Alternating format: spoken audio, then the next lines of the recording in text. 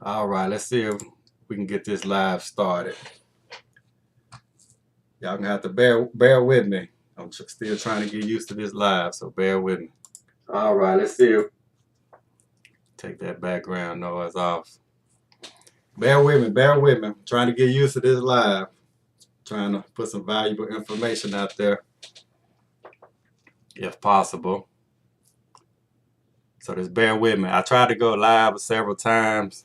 I actually hit the play button, and so I have some pre-recorded information or some videos that I thought I was doing live on, but I hit the live button and I seen that I wasn't live. So here in a second, I'm gonna go ahead and push the play button and see if we can go live. Let's see here. So just bear with me. I'm gonna get this live thing down packed in a minute.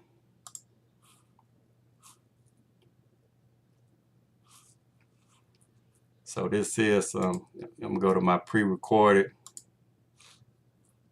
Like I say, I made about 40 minutes worth of information that wasn't recording, and I thought it was recording, but I'm just gonna go ahead and play some of it back. And from the title of this video, this is getting into the HVAC trade. So I'm live now, but this right here is pre-recorded. So hopefully y'all can find this information valuable. All right, so let me pause it, and then I'm gonna take myself off this screen, and you can see that I already pre-recorded. But it's about 4 videos that I'm gonna let play. Let me see how I can read the chat. So if y'all have any questions or want me to elaborate more, just let me know.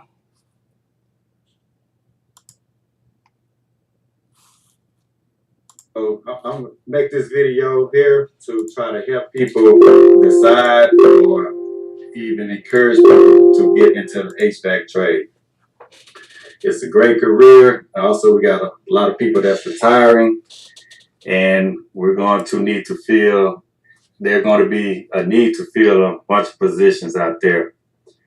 So hopefully, I can leave some ideas or try to kind of like think outside the box and try to get in this field. Or if you're considering getting into this field, hopefully this video can help you out.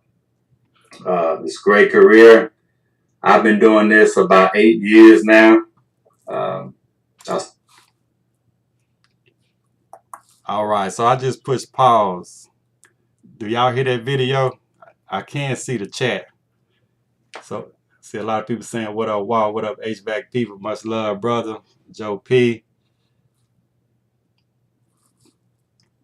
So, hey, so if y'all can hear this video that I'm playing, just let me know. Let me see how to get back there. Just bear with me. If y'all can hear this video in the chat, just let me know, and I'll push play again.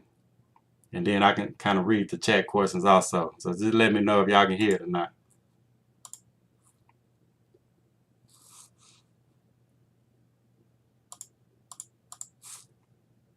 Started off as a commercial technician with no experience, and now I am a contractor with my own business. And like I say, I've been doing it for 8 years, so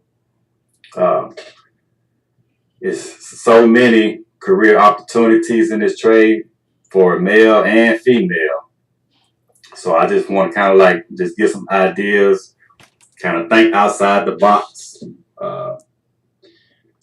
Not to do it all the traditional way, going to school or there's plenty of ways that you can get your foot in this trade. So I am going to, like I say, share my ideas. It's a great career. You make great money. There's really no ceiling to what you can be or what you can do and what you can get out this trade. I have learned to love this trade. I mean, it pretty much, saved my life. Went from something to nothing. but I dedicated myself to this trade. So I want to get as much out of it as I can. And my way of giving back also, I want to try to stir people into thinking about getting into the HVAC trade. Even the people that's in the HVAC trade, if you think you reached the ceiling, hopefully this video can give you ideas of what all you can do. So there's really no age limit required. All right, what up, HVAC people? That's my boy, Familiar Sanchez, man. I feel like I've been knowing you for a long time. I see you working on getting your contractor license too, man. So, hey, so good luck. Good luck on that. You'll get it. I know you good with them train units, them telepacks and all that good stuff. So you're going to do well in this, brother. All right, let me go to the next video that I pre-recorded earlier. Like I say, I'm just trying to get used to this live, so just bear with me. Like I say, I recorded this earlier thinking I was going live. All right, so I am going to be reading from the Modern Refrigeration and Air Conditioning Handbook. I highly recommend, if you're getting into this trade, this probably want to be one of the first purchases you buy. It has a bunch of information in here from character building all the way to mechanical, electrical, refrigeration use to technical use. As business ideas, marketing, and all the good stuff in there too. So I'll be making some videos, and I am going to be reading out this book here. It's a lot. So right now I have pulled up, I had a PDF version of this book also. So I am going to read this because it's just introduction to HVAC careers. I'm going to scroll down real quick and you can see the blueprint that we want to follow. I highly recommend this blueprint. Sorry for the blur in the screen. Let's see if I can get that off. So this is the blueprint. Like I say, this is starting off, and our end goal is, remember I told you I started off, you can see my mouse, I started off as a commercial refrigeration technician, and down to the bottom right, I am now an HVAC contractor. So that's the goal of this video. We want to, you know, like I said, there's no ceiling in HVAC. There's so many opportunities, so many jobs that people don't really think about that's in here. Most time when people think about HVAC, they only think about technician. But there's so many things in between these. I think we have 8, 10, 11 bubbles right here. But it's really bubbles within bubbles as far as what you can be. So this has 11, but we can easily turn this into like 32 bubbles. There's so many job opportunities within HVAC. Like I said, so I give my opinion on things. My first opinion, it really don't matter how you get your foot in the door, just get in the door. Like I said, I started out commercial refrigeration. You watch my channel, I always recommend commercial refrigeration. Starting off. I say don't waste no time. Start off with commercial or industrial refrigeration. To me, that's the best learning, especially hands-on experience you can get. But you can start off with residential also. I'm a HVAC contractor now. Mostly I do residential work because I'm a one-man show pretty much right now, and that's easier for me, especially working on these little small units. Sometimes I can do a lot of work by myself. But even with commercial, you can do work by yourself too. I do commercial contracting also. All right, so I am going to read the introduction. It's at 1.1. Like I say, this is the Modern Refrigeration Handbook. We don't want to plagiarize, so we're going to get a credit for where our information comes from. Introduction. to HVACR careers. As you prepare your own pathway for a career in HVAC field, the following case study illustrates two of the many educational and professional pathways available in the HVACR field. The two stories illustrate that each of us must take time to determine our strengths and areas of interest. No two people follow the same career path, but a career in HVAC can follow a number of routes and can be personally and financially rewarding. The key to success is to remain focused, dedicated, and to preserve. This book will provide you the tools necessary to enter the HVAC field. The rest is up to you. You see, all that's true. The rest is up to you. So, because there's a lot of people that get in this trade. Like I told you, I started from a technician to a contractor. There's a lot of people, and it's okay either way route you take. You can always be a technician if you want. I encourage you to try to grow though. I know a lot of people in this field that that's all they want to do is be a technician. They came in as a technician and they're comfortable just being a technician. Everybody don't want to be a business owner. It's a lot of hard work. As far as hiring a CPA, doing marketing. When you're a business owner, you wear multiple hats. Everybody don't want to try to chase down leads and try to get the phone to ring. You can still make great money just being a technician, but you have an owner of a company or a service manager or a marketing team within that company to provide the work for you. Because when you're a technician, a lot of times you're gonna be working alone. So you really like your business owner too, but the company providing the leads for you, and you going out and getting a percentage of that job. So it's not and that's the thing that I like about HVAC, because you do get to work alone. You really are your own boss. So at the HVAC field, it's about character too. To me, the best technicians out there, want to grow and want to and have a good character, working on themselves as well. Those are the best technicians. You want to kind of be well-rounded. You want to know the trade and be a good character, and you want to grow within the trade. So,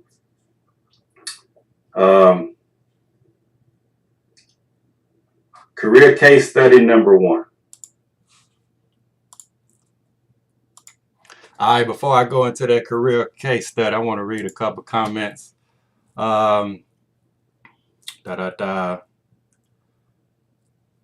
Let's see. John Collins, before you start working for someone, did you become debt free before you went out on your own, or did you have enough clients to keep money rolling in? I went completely debt free. I still have a mortgage that I'm trying to pay off. I try to teach myself, just as far as to be financially debt free. Even my mortgage, I did a 15-year mortgage, and I also paid my mortgage in 2 weeks, every 2 weeks. So if you know anything, thinking about I think called amortization schedule, because I got it up here and I kind of mark out on it. So you do like a 2 weeks, you get to it's basically like an extra payment every year. So I got like I say, a 15-year mortgage that I'm trying to pay off in like 5 years. So every little extra money that I get, I kind of put it toward that debt. When I was working for a company, man, be honest with you, because I worked for somebody for 8 years in this trade. I only been in this trade for 8 years. So, but I always preach, if you've been watching my channel, I always kind of duplicate all my tools. you know, I was working out a pickup truck when I first started out on my own. And when I started doing side jobs, I worked out a pickup truck. I had the little magnet signs on there. Um, so I would always try to purchase things, you know, up front. So I'm like, waste not, want not, being very conservative. If I don't need it, I don't necessarily purchase it. I mean, I do love my tools. I like the best tools. So I will spend money on tools, but I won't put it on no credit card or anything like that. So I was totally debt free as far as credit cards. Me and my wife, we cut out all our credit cards and paid them off. I was going to school for engineering, so I had like $15,000 in student loan. And I was making a video as far as my engineering. I know a lot of people ask me, well, was I still in engineering? But if you go to this bubble, let me see if I can find it. Let me see. If you go to this bubble right here, engineering is like um, in the middle of this area over here, and contract is like one of the last line items over here. So engineering, I always look. I always want to strive for something. So um, when I was going to school for engineering, I know I just didn't want to be a technician. So I know it's probably more money in engineering. That's why I was going for engineering. But when I found out I can get my contractor license, at the end of the day, if I'm an engineer, I'm still working for somebody. So that's not the end goal. My whole goal, man, was you know, freedom. I want to call the shots. I want to make my own schedule. I want to be my own boss. I want to choose my own jobs. I want to run my company how I want to run my company. So that was pretty much the end goal. So even though I didn't finish my engineering degree, I'm talking about I did the calculus. I did a couple statistic courses. I did the rigorous part of the engineering, but by me going to school though, that still kind of helped me out. I mean, it helped me. It helped me in so many ways as far as the discipline, coming home at night studying after a long day's work, 10, 12 hour work days. I mean, so I don't regret at all, but I still have to pay that $15,000 student loan. And I currently have $5,000 left. Um, um, and I really just thought I could have been paid that student loan out, but I actually this year I knocked out 10,000, and I actually got the 5,000 to pay it on off now. But I kind of, not that I'm waiting on the government to do anything. I was kind of hoping that, bam, you know, Biden or somebody come in there and knock that thing on out. But I'm probably gonna get them to January, and I'm just gonna write a check, so I'll be totally debt free. I have both of my trucks paid off. I got a 2016 Dodge Ram. I still have that, and I just purchased a utility truck in February. I paid cash for that. So the only major debt I really have is my mortgage and that little student loan. So this to kind of answer your question, was I debt free? No, but I mean, at the end of the day, you got to jump. You got to take a leap of faith. I'm not telling you to, you know, you want your ducks in a row, but it's always going to be something to seem like they come up that make you wait, you know, before you just go out there on your own. I mean, you do got to build your clientele. The best clientele is word of mouth. You know, more you get your name out there, the phone is gonna ring. I just have faith. I mean, my phone ring every day, every week. Uh, I have something going on. Uh, I'm not scared to invest, but the things that I do invest, I kind of save my money to invest, whether that's marketing, build my website. I done tried the home advisor. I failed at that, but I did invest in it. I tried the thumbtacks. I still got like $600 in my account on thumbtack. I don't really use it no more. Because most of my customers now come from word of mouth. I invested in my SEO for the Google search. A lot of time, if you do, I think I do like a 30 mile on Google local businesses. They keep the phone ringing. There's more organic and COD calls. I run a lot of warranty company work. That's how I kind of start off, even with the warranty company for a one-man show. That's great money. and it's going to kind of like help and train you to where when you do start running COD calls, it's going to kind of help you out, you know, to get in that business mind frame. So warranty been good because this homeowner tell the homeowner, a lot of the warranty work dealing with realtors have rental houses, so they may have other houses that may not be under the warranty. I think here in Texas, a lot of time the house come with at least a 1 year warranty. So when that warranty is up, you've been in front of that customer, and that customer know you familiar with their unit. So instead of them going through the warranty company, they'll contact you directly. So I mean, that's been a big help. But man, it's really never no perfect time. So either if you're trying to judge it on getting out of debt before you start, or you're trying to build your clientele base up before you start. I mean, you don't want to go out there blind, but like I say, at the end of the day, you're gonna have to work twice as hard, especially if you're working with a company. You got to understand. When I was working with a company, I would give them my utmost. I was gonna say respect, but I mean I give everybody respect. But I would give them. I would give my. I'm gonna call it the day job at the time. I would give them my full concentration. So if they had a compressor install or installation need to be done or some troubleshooting, since I'm working with that company, I put my best foot forward with them. So I mean, at the end of the day, like I said, I signed up for that job, so I'm gonna give them my all. So just think about some of the days that I was tired, that I work hard for them. I would still go out there and do my business also. Um, so, because man, it ain't for everybody. Like I say, it's hard to work eight hours for somebody and then go do an install on your own. But I was doing that 3-4 days a week, you know, or running 2 service calls every day that I got off of work. And I did that to a period of time. And I ain't gonna lie, it'll take a toll on you, man.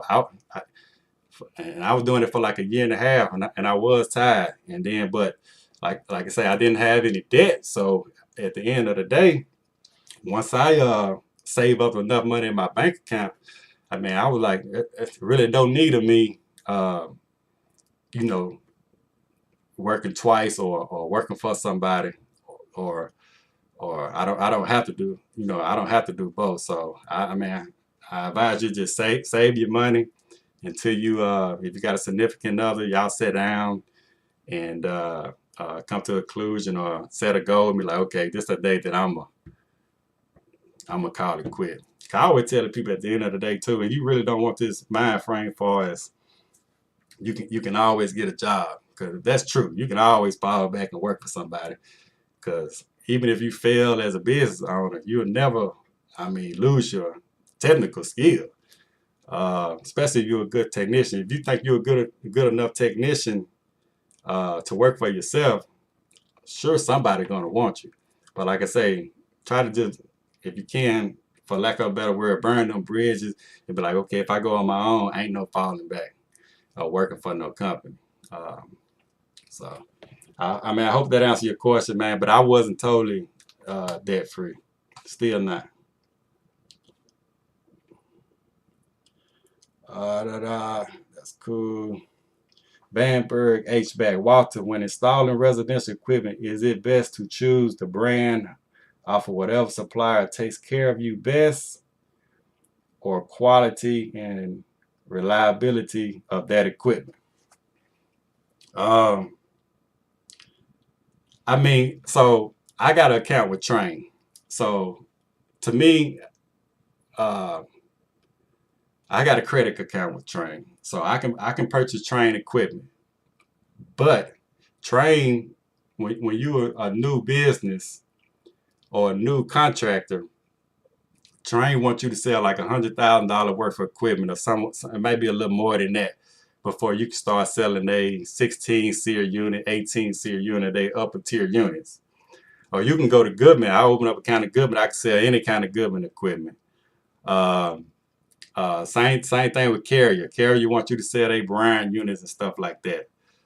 I always look at it like I always look at it like this, man. All the equipment good, and the cliche say it depends on how you install it. You got to think about it. Even if you got aluminum core or copper core, all the companies make the same kind of equipment. Train got their own compressors, but a lot of companies got the same Copeland compressors.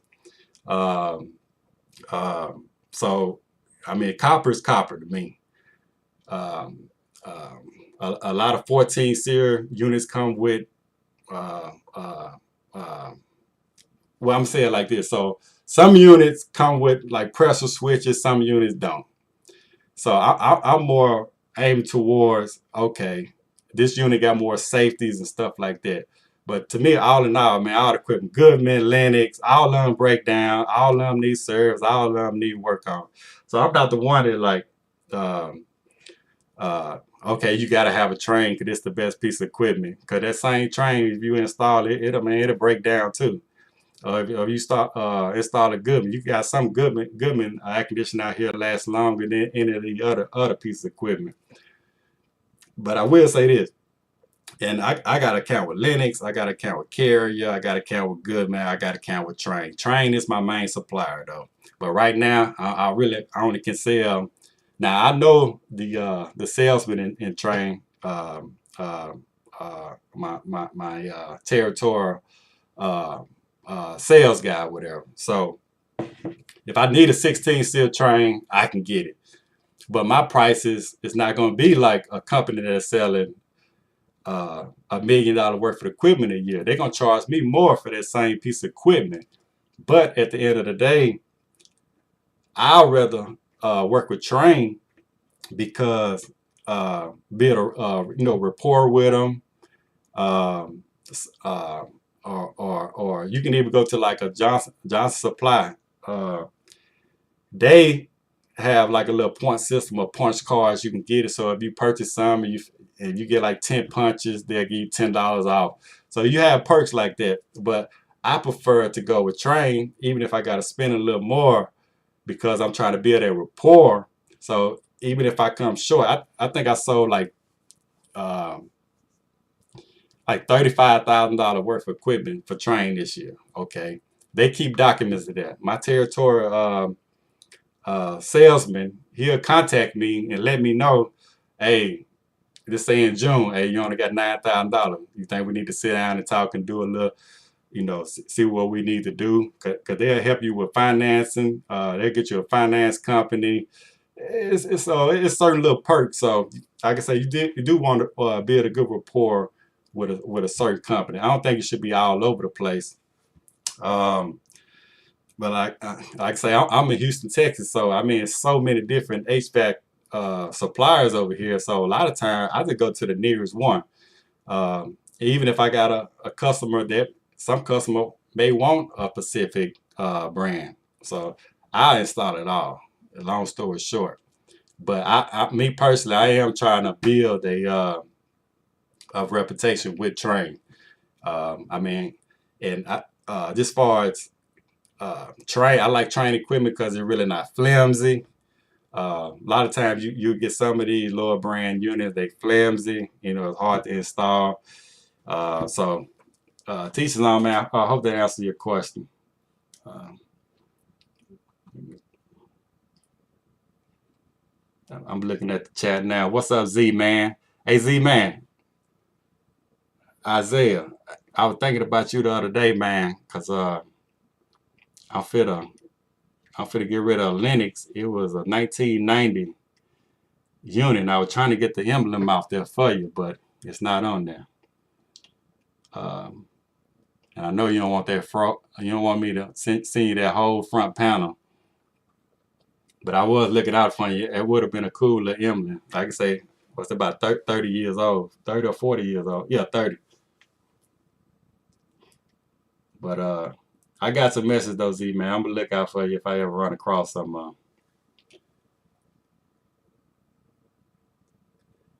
Uh, Z man, what's my opinion on York? Man, honestly, as far as residential anyway, I don't run across too many York units. In commercial, I worked on them all the time. And but as far as I'm not an expert. You have some guys that they know the model and serial number of certain units by heart. I'm the wrong guy. I don't know these part numbers by heart. I don't know these the different style units by heart. That's not my expertise right there. Like I said, I pretty much know how to service all of them. But as far as um, uh, knowing all the specs and all that of certain unit, I'm gonna have to work on that.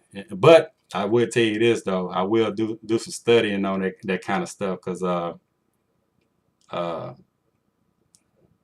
since I'm working on my own now, I mean the world is mine for lack of a better word. I can pretty much do anything I want to do. I can study whatever I want to study. So like this chart you see right here, all these bubbles over here, that's what I'm talking about. The HVAC is not a job, it's a career. Uh, so it's so many things that we can do in this trade. Let me see. Let me but I'm gonna push play back on this thing, and I'm gonna read these two scenarios that they got going on here. Let me see if I can find it.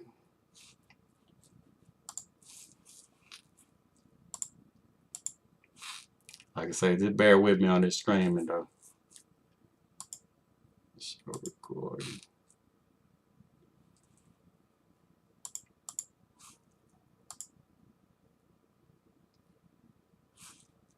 All right, I think we're right here.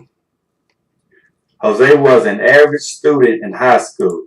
He enjoyed math and science, but he did not apply himself. Sound like me.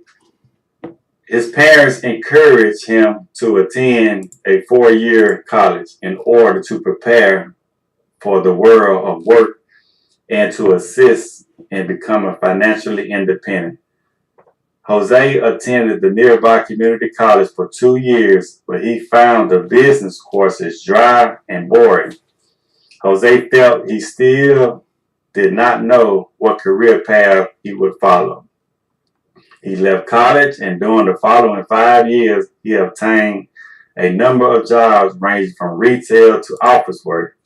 At the age of 25, Jose found a job working in a local HVAC shop warehouse.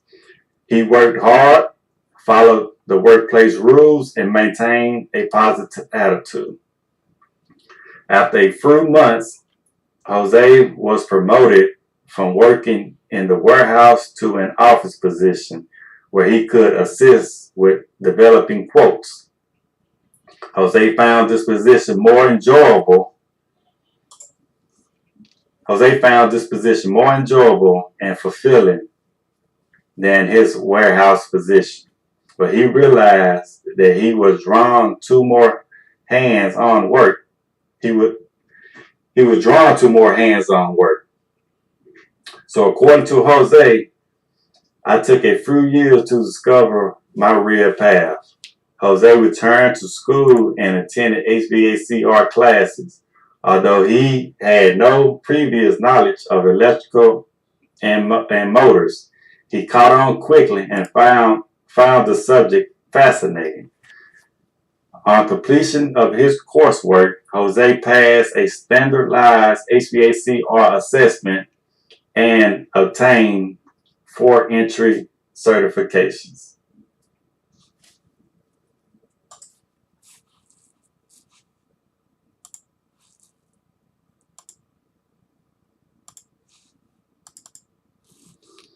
Within 4 weeks of completing his coursework, Jose had his own truck, and within 7 months, he was performing service work. His employees were impressed by Jose's motivation, dedication, effort, and honesty. They rewarded this with salary increase and new opportunities. Now motivated to excel in his chosen career, Jose realized that it would be important to continue his professional development and training by taking additional courses and attaining additional certification. See, Jose is on the way. So that's something you may, if you're new to this, or even if you feel like you're in a rut, you've been doing HVAC for a while, you might want to highlight what Jose did. His motivation, you might highlight motivation, dedication, effort, and honesty. You can't teach those things. It has to be instilled in you, but you can learn it. I mean, if you want to climb up the ladder, you can get motivated. And then, like I say, you got to be dedicated, because it takes hours and hours. And you can't teach effort. I always say you can't teach effort.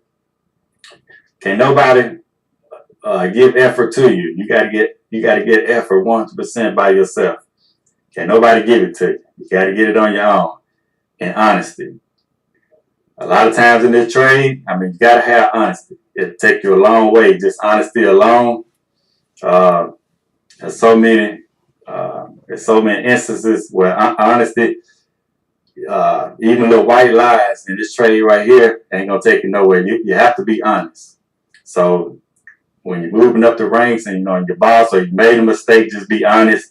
Because all of us make mistakes in this trade right here. You gotta learn through experience.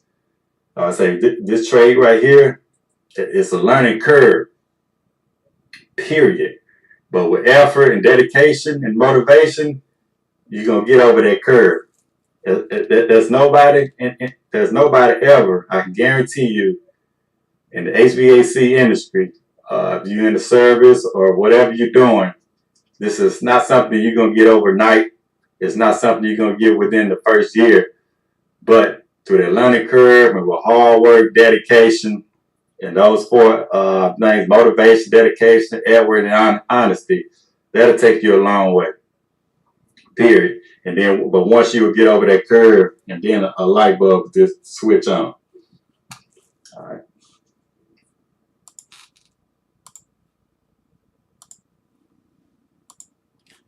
right. All right. So I'm gonna answer Black Line question. Black Line say this boring. I understand that. It's all good. Like I say, I'm just trying to encourage anybody that get in this trade, that's thinking about getting in another career, or fresh out of high school. I just want them to kind of look into HVAC.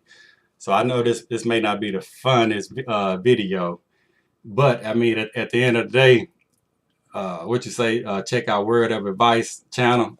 I know his channel, but if you want somebody that's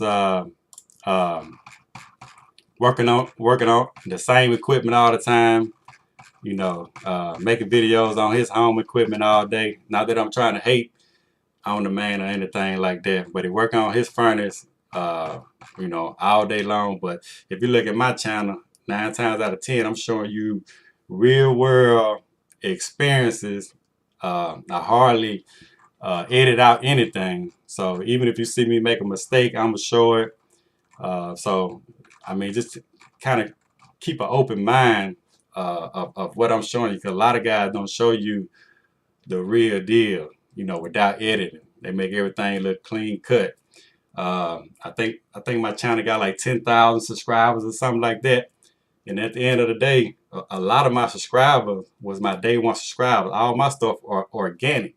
You can look at a lot of these, not Word of Advice channel, because he got a lot of videos. But I got over like 400-500 videos straight HVAC. And you don't see me on no thumbnail, making all these strange faces. 90% of my videos, I don't even ask for subscribers or hit that like button. Like I say, because I remember when I first started making my videos, I only had 1 or 3 people that subscribed, but I was still putting out that content like I had 10,000 subscribers. So, because like I said, you can look on some of these guys. Let's say HVAC. He only got like he probably got less than 20 videos, but he got then 100,000 subscribers. He got more than 100,000 subscribers off 10 videos, because they put all the movie antics in it. I know some people got 100 videos out, and they got 30, 40,000 subscribers because what you call it, I mean, it looked good. It looked like a film almost, you know. And I got good editing software, but 9 times out of 10, like I said, I like my stuff organic. And I know a lot of people complain that some of my videos be long, but I'm doing that for one reason only, and that's to show you, you know, how I do things. Because I also never try to tell people this how you do something, because there's more than one way to skin a cat. I'm just showing you how I do it. So I need to start leaving a disclaimer, and I used to say that just for entertainment purposes only, because some people will try to attack you, maybe try to sue you if they get hurt or something like that. Because I know we got homeowners out there, you know, try to look at the videos and stuff like that. And a lot of my stuff, I do want you to kind of be familiar with it, so you got to kind of know electricity either. So, I mean, if you hurt yourself, you know, it's not on me, but I do try to be organic in how I present my videos. You know, I just put it out there for you to see it. Uh, uh, 99% of the, you know, the comments are good comments. I got some that hate, but you gotta think about it though. We vulnerable. If you put content out there, you vulnerable. You put yourself out there for the world to see. And it's almost like character building though. You know, once you replace a bad habit with a good habit, it's gonna be almost in your subconscious mind to do things the right way. So a lot of videos that I put out there, a lot of videos I don't even, you know, record. A lot of my customer calls don't record, but you can best believe I'm still giving effort to do things a certain way. And that topic can go on. I really don't want to get off topic because that can go on and on and on and on. Because a lot of people look at your videos and be like, "Hey, you should have did this and should have did that." But you look on above, I'm a contractor. Everything don't add up and make sense. So I have to make monetary sense too. A lot of people don't pay for anything. A lot of times you want to do it the correct way, but at the end of the day, if a customer not paying for your time, you can't do, you know, things a certain way. All right. Let me check out some more of these comments. Cause say I'm the realist. Jose, appreciate it. What up, Mr. Mechanical? What up, Frank? Frank, I miss it. I think you in North Texas. I missed you last time you was in Houston, man. But please holler at me next time you here. Maybe we can link up. Post COVID though.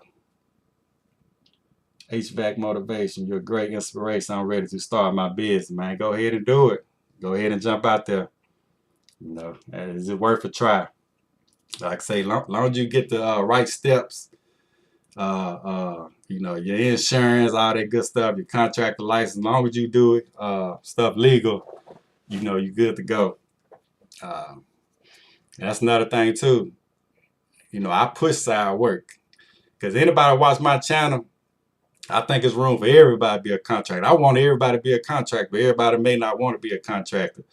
But I have everybody leaving their company trying to be a contractor. It won't be no workers out there. Hey, work for yourself. That's where it's at. Because we got to get out this 40 hours a week mind frame. Because you don't necessarily have to work that many hours. You can be doing stuff. I'm looking at real estate. I'm looking, you know, other ways to invest my money. So, I mean, if I'm giving a job 40 hours, you know, a week, especially in this trade, like I say, we working 60 hours a week, sometimes 80 hours a week. I've been working 80, 85 hours several times. And after that, you dead tired. You don't really have time to try to learn something else to try to invest your money in. So, like I say, spend your money wisely, man. And like I said, I want everybody to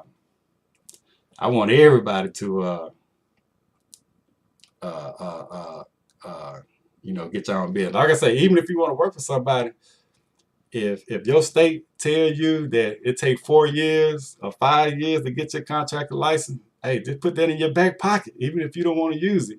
And you step out there when you get ready. Like I say, just learn marketing and learn how to, get that phone ring by any means necessary. I mean, I started out with bandit signs. I don't really use them no more. I bought 100 bandit signs one time, I think for $100. The first day I put out like 8 bandit signs. The first day I put out the bandit signs, um, uh, I get a call. You know what? I charged that customer $100. It was their lucky day. They just needed some refrigerant. So the total cost of that job probably should have been about $300. But I told myself I'm gonna give them a break. And if I would have charged them $300, I would have got it. But I say I'm gonna let this right here take care of that. And that's kind of the philosophy I take on a lot of my calls. Not Let me take that back. Not a lot of my calls, but I have done that. Okay, I need to make such and such, and this gonna take care of this. And that's how you get out of debt sometimes. Okay, I know I need this right here. Well, let me charge this. Let's say if it's 4 jobs. Okay, I know I need to make at least this amount of money to take care of this. That's like residual income. Okay, my mortgage such and such. I need to have that cash flow coming in, and that's going to take care of this mortgage right here. So in real estate, if I want to buy a property to invest in or rent out, okay, I want that property to take care of my mortgage. So I'm pretty much going to be living for free. So I mean, man, it's more than one way to skin a cat. Forward though, Mississippi stand up already. 662-601-228, all that. Your tatted so it's true. Let me see. Yo, bro, good job bringing that great motivation info for all young men, especially African American. Already, that's what I do it for.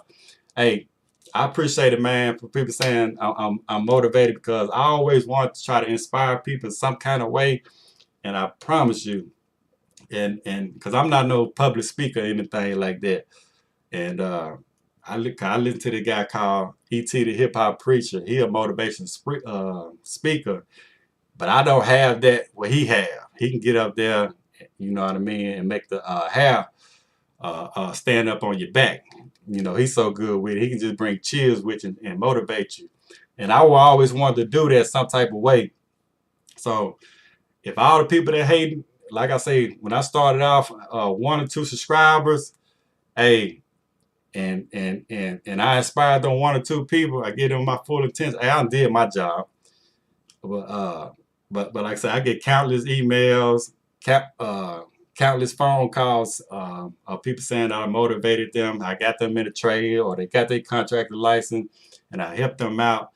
And I appreciate that, because that's what I do it for. And I want a lot of people that look like me to get into the trade, because, man, you can do it. If I can do it, I know you can do it. You know what I'm saying? Like I say, it just without reading earlier, the dedication, the effort. You know what I'm saying? When somebody give you an opportunity, you got to put the effort in. You got to look them in the eyes, and when you sign that dotted line and say you want to work for them,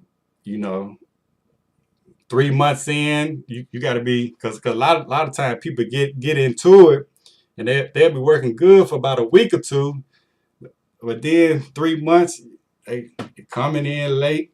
Or 6 months on the job, when they pass their 90-day evaluation, they slack off. Like, damn, you don't remember this opportunity 3 months ago? We need that same energy then.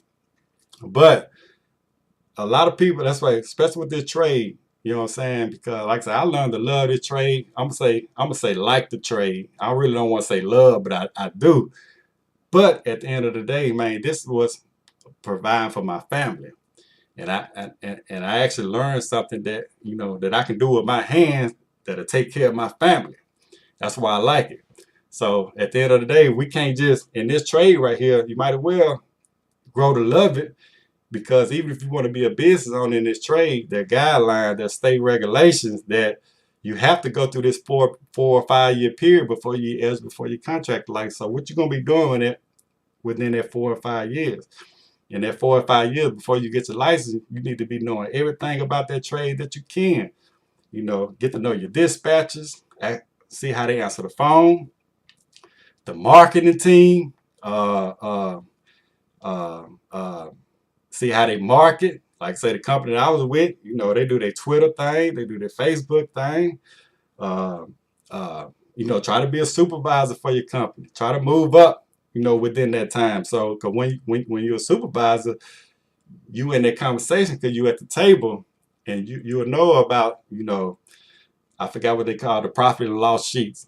You will get to know how to charge certain things. You'll have to go to the facility managers and you know, speak with them and find out their needs.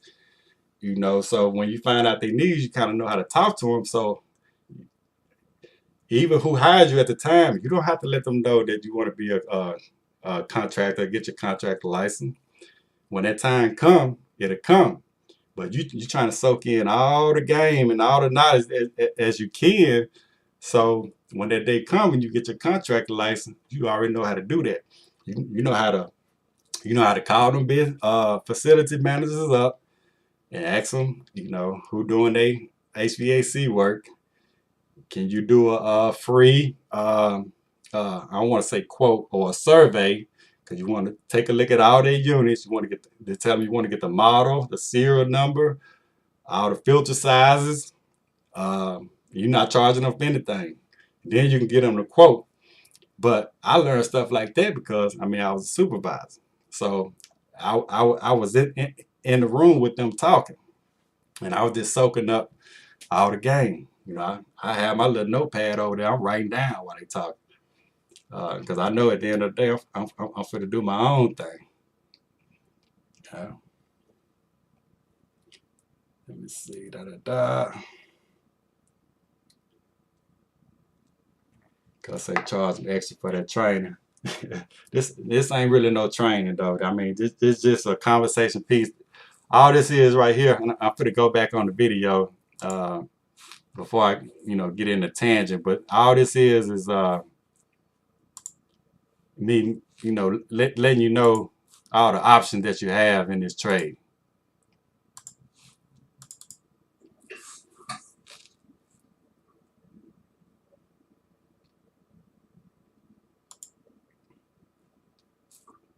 All right. Reflecting back on the past 2 years in the HVAC field, Jose shares that returning to school at the age of 25 was the best investment he ever made.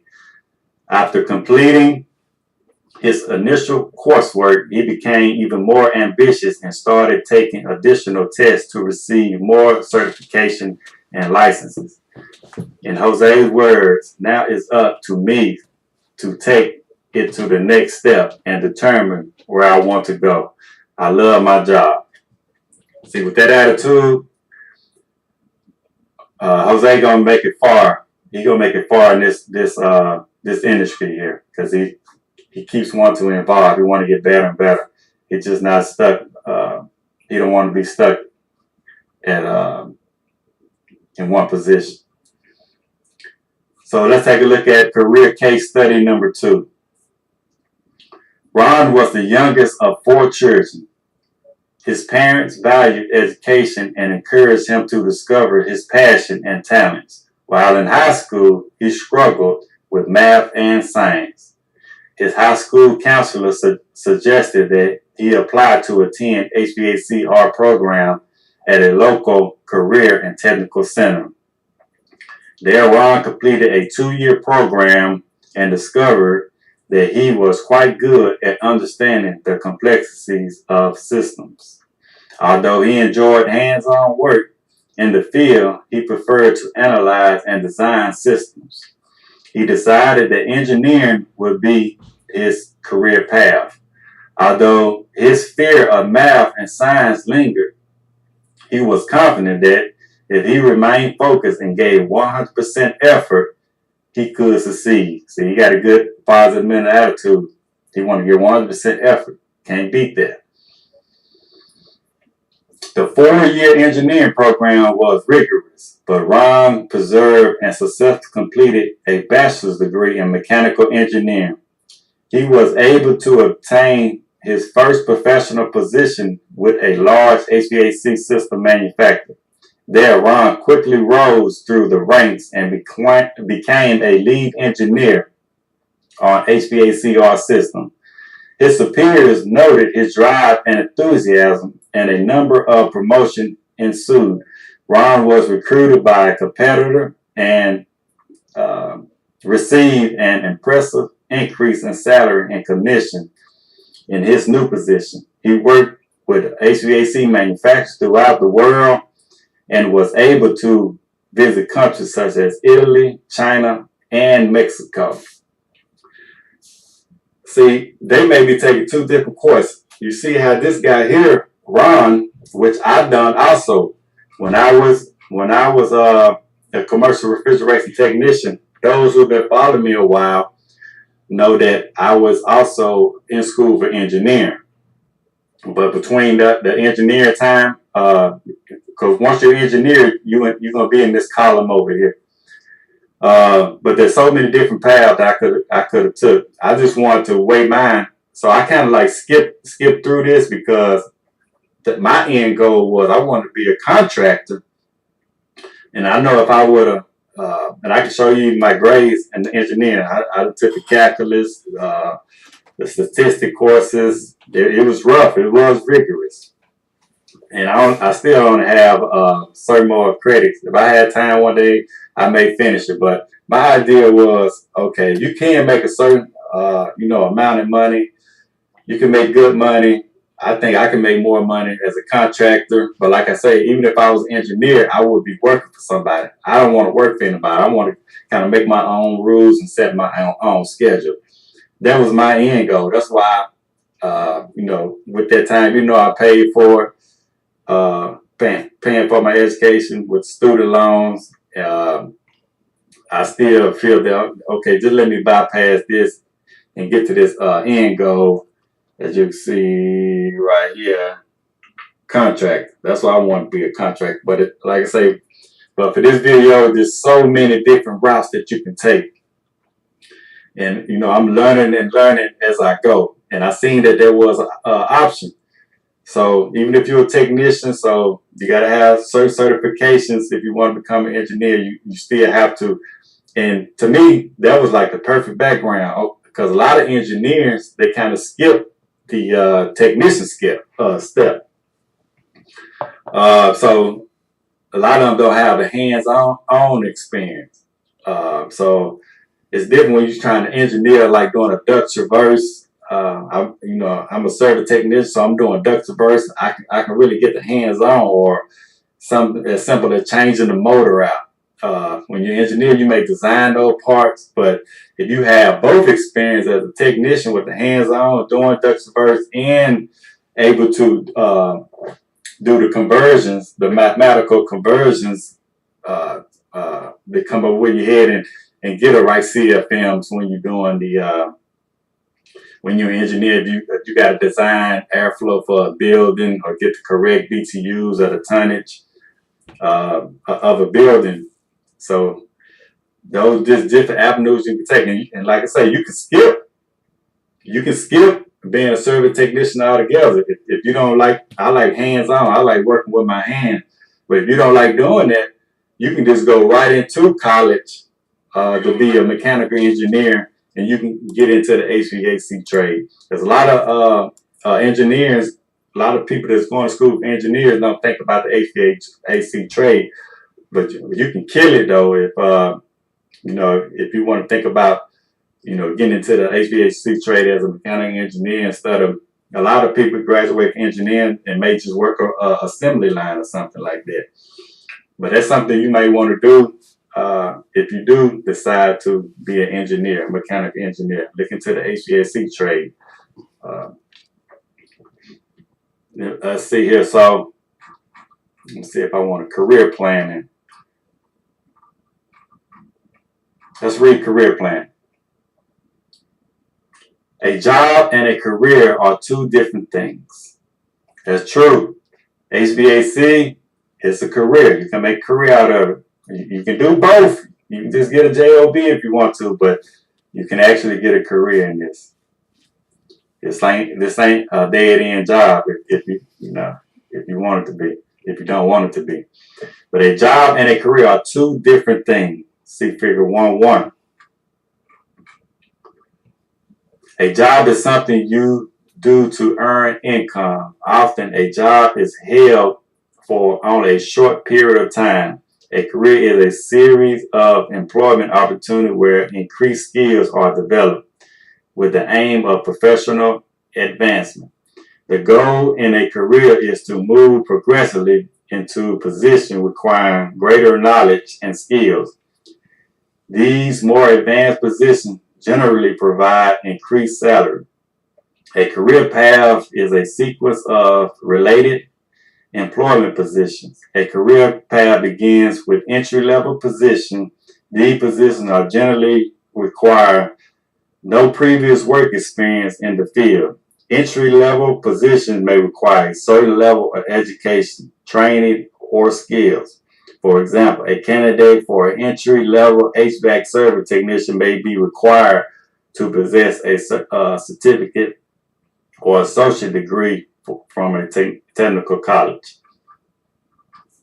Career path progress from entry-level position to position requiring greater experience, knowledge, and skill.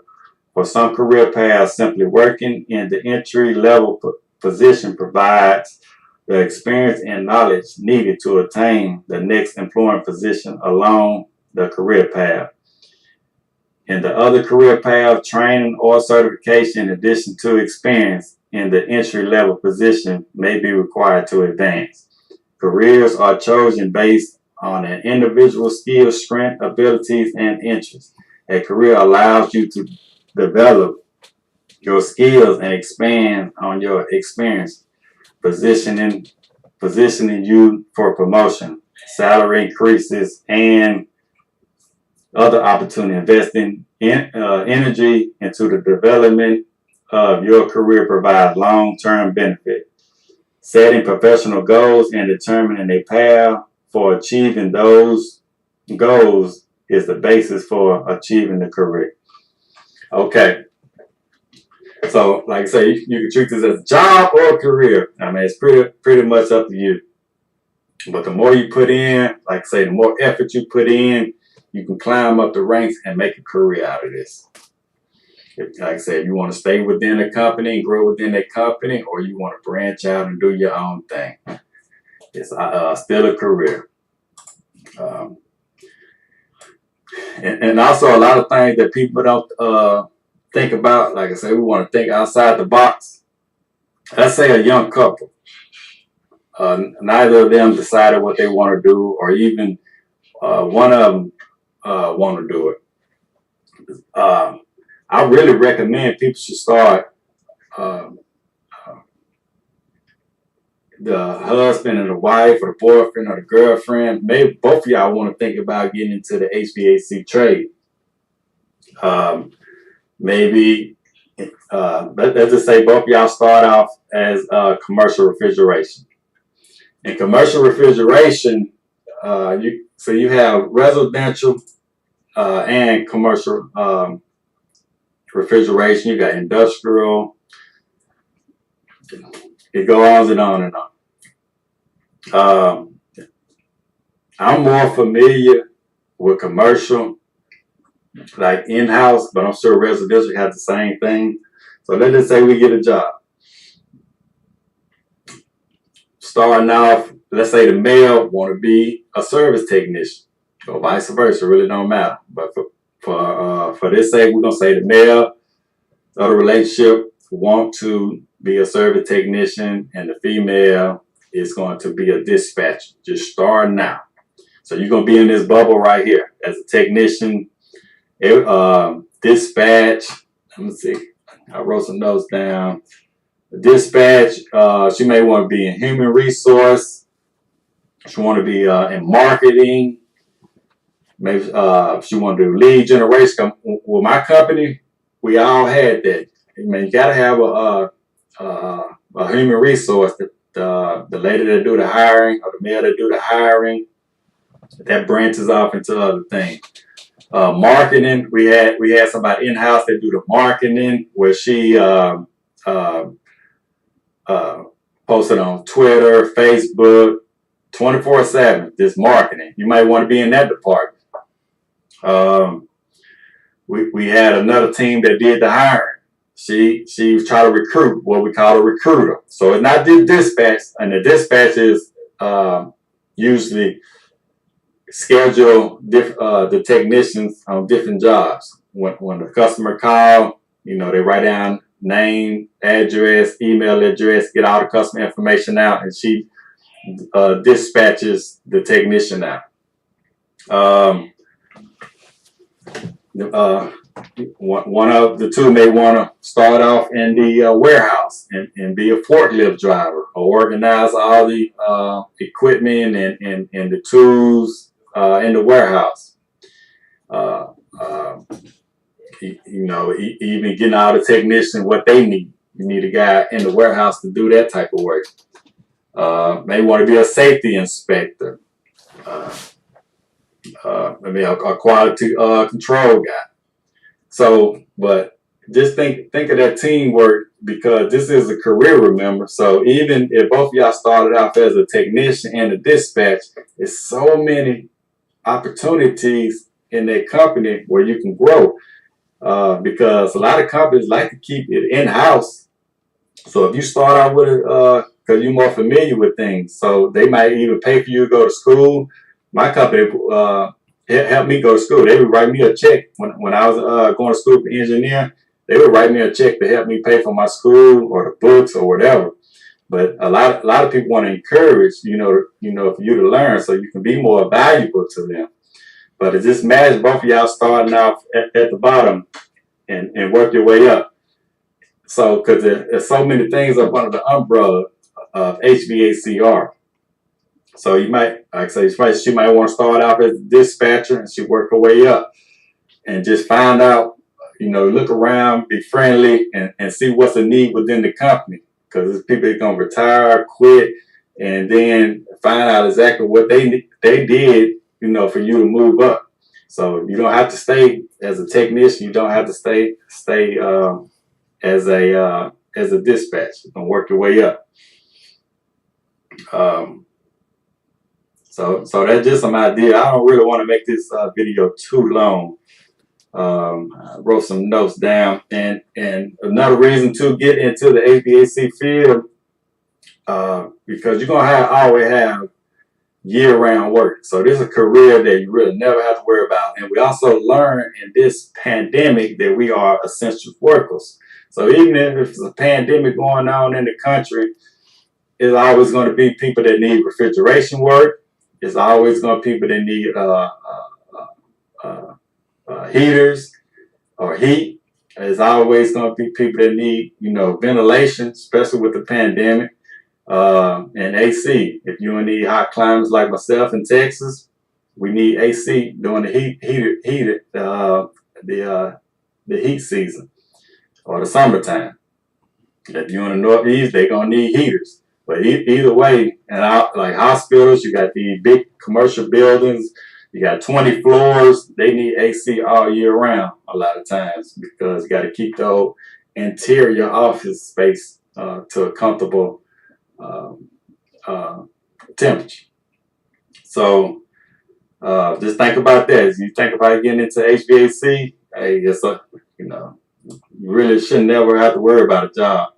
I get people call me in the summertime. I always say, because we really got to build on character, because there's something going on if you're looking for a job in heat of summer, especially in Texas. If you don't have a job in heat of something, there's something else going on here. Either your skills not the way you say they are, and you need to work on it, or something is going on with your character, and you got to work on, self-development. Because there's no way you should be looking for a job in the summertime. I can see maybe in the winter time, in the fall time, when it slows down, people may be laying off. But if you're a good technician and you have good character, there's no way you're going to get laid off.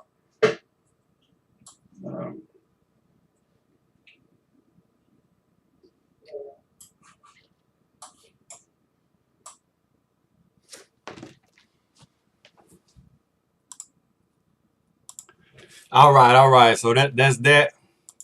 Let me look at a couple more of these comments. I see some comments on Black Line. YouTube asking me, should I show this comment? I'm gonna go ahead and show it. I'm gonna push the show button. But to be honest with you, man, cause I mean, hey, at the end of the day, man, you gotta change your mind state. I see you say you convicted felon, and this trade right here. Hopefully you're in the free world now, so you should have an opportunity to uh, work on yourself. Like I was saying in this video, man, self-development. You gotta work on your character, you know. So if you're doing those same things, in a chat, uh, I mean, I know it's a way. Brother, I don't want to block you or anything like that. You the same one who's saying go to. I ain't saying I'm hating on you, nothing like that. But you was saying go to word of advice. If you can get this type of content with word of advice, by all means. But at the end of the day, man, we got to work on ourselves. And I mean, to be honest with you, man, I don't work with around a lot of dudes, with bad attitudes or people that even gave them an opportunity and they still messing up because they got this thing. Read the book called "See You at the Top" by Zig Ziglar. It's this thing what we call stinking thinking. Man, you'll never be able to climb that ladder, with the same thinking. So, I mean, I say you got to work on yourself and try to. Cause I don't mind leaving people behind. You know what I'm saying? I can easily hit a button and bam, you probably can't even. You definitely couldn't even comment. They probably couldn't even review the channel. I don't know. But at the end of the day, man, I do want to try to pull people up. But even when I was working on myself, uh, all that negativity, man, I had to leave it behind. You know what I'm saying? When I started thinking different, that's when my life started changing. And I always say when you start building habits and stuff like that, it's just subconsciously. So you don't even have, it won't even cross my mind to get up and sell no dope or anything like that. All that's in the past. You know what I'm saying? And especially with this trade, because it's an opportunity. And it's depending on how you care for this trade right here. So, man, you can make a lot more money and you can sleep better at night in this trade right here. I'm going to go like these salaries. These some salaries that I want to pull up. But at the end of the day, like I say, if you start, you can be a good habit. I don't know how old you is, anything like that. But let's just say if you 28 years old and you've been thinking, and I'm gonna say stinking thinking for lack of a better words. But if you've been uh, this thinking junk for 28 years, you ain't gonna be able to wake up the next morning and say, okay, I'm finna start, living my life right, or I'm finna start. And I don't really want to get off subject, but I'm gonna go there. But you don't really want to. You can't. You can't. There's no way. The same thing I said in this trade. It's a learning curve. You have to go through a learning curve to perfect this trade, or even get good at this trade. There's nobody in the HVAC world. In their first week or two, they just got everything down packed. You got to learn from experience. So if you've been thinking it really weird goofy thoughts to even do wrong, period. That's goofy. That needs to be the new goof. I know it used to be cool back in the day to do whatever, but if you 28 years of stinking thinking, man, you got to work on yourself. And if it's 28 years, you got to work on yourself twice as hard at the end of the day. And it's going to take probably about a year. And they say 30 days. If you change the habit, in 30 days, it'll start becoming, yourself or a new habit. But you got to replace those bad thoughts, with good thoughts. The minute something negative start entering your mind, like you need to do something wrong to get such and such, you need to replace it with a better thought. So if that's a career in HVAC, you need to sit down and try to really. I recommend get personal development books. I always tell people too, YouTube Earl Nightingale, The Strangest Secret in the World, man. I used to listen to that. all day, every day for like 30 days. It's 30 minutes long. But I used to get my headphones and I used to listen to The Strangest Secret in the World by Earl Nightingale. It's exactly 31 minutes. I probably know that word for word. And it really changed your mind. Because he said something there like, if a farmer, plant a seed, I think he said like nightshade or something like that in the ground, it's gonna grow poisonous. But if he plant an apple seed or something like that in his mind, it's gonna really grow. Your mind gonna grow whatever you put in. Period. Whatever you put in your mind, that's what the outcome gonna be. But if you start working on yourself, like I said, it's gonna take time, just like learning this trade. It's gonna take time. You got to put the effort in. Anything negative in your life, man, you got to get rid of it. Even if there's rap music or when I was coming up, we listened to Minister Society, Boys in the Hood. I grew up on that, so I thought it was Colors. Colors came back in like '89 or something like that. I thought that was cool. That's what I seen. And then when I walk out my neighborhood, that's what I see too. And I just thought it was naturally until I started, kind of reading and start. And then once I started reading, it just started opening doors. Once I changed my mind, it just started opening different doors for me. So, and then at the end of the day, once you start doing them good habits, don't worry about, wish I could bring that, let me see if I can bring that up. Don't worry about, let me bring that graph in here. Don't worry about how you go get it. And, it's like the brother asked about, when you should start going to HVAC, or when he start opening his company up. But like this bubble here, don't worry about how you gonna get to one of the end goals over here. Don't worry about this end goal. If you start off as a service technician, don't worry about how you're gonna get way over here when you starting off at front, because I promise you, once you start working on your character, people gonna start noticing, and these doors gonna open. You're not gonna be able to see what happened 3 years down the road. You're not gonna be able to see 5 years down the road. But if you keep on building good habits, man, doors gonna open up to you. Especially when you start studying on your own, you're gonna be more knowledgeable. People gonna want you around them. People gonna want you to help them out. And so, man, I would say, big ups to you, man. Like I say, I can't control. Like I say, when I had like 100 subscribers or whatever, it was cool. Everybody get along. A lot of comments I already know I won't be able to do too much about. You know what I mean. Just far as you can type what you want, I'm not gonna block you. You know what I'm saying? You can say what you want, I'm not gonna block you. But if I can help one person out, if this live stream right here can help one person out, maybe motivate them, you don't necessarily got to pick up a book or see what you can do tonight. But it might be 5 years from now. They'll be able to play this back. Okay, this is what I need to do. Start from step one. Just let me work on myself. Cause dude, I had to work on myself. I'm talking about, I ain't know really nothing about the interview process. Trying to interview to even get a job. Because I was a convicted felon. I got my stuff expunged now. But even when I had my convicted felon, when I started in HVAC, I had nowhere to work. I didn't know 5 years from then when I first started in this that I was going to be able to get myself expunged. I had no idea. But I said at the end of the day, a felony is something that they put on me. You know what I'm saying? That's not me inside. So I did picture in my brain what I want to be. Okay, if I want to be this HVAC contractor, even though that I'm a service technician, I need to be acting like a contractor right now. So when I go into these supply houses, when I'm a technician, I need to speak to certain people in a certain type of way. I need to hone my people skills, because I'm not a trustworthy. I don't trust that easy. I got to get to know you, whatever, get cool with you. But I know in this business world, you got to open your mouth, say, hi, how you doing? Good morning.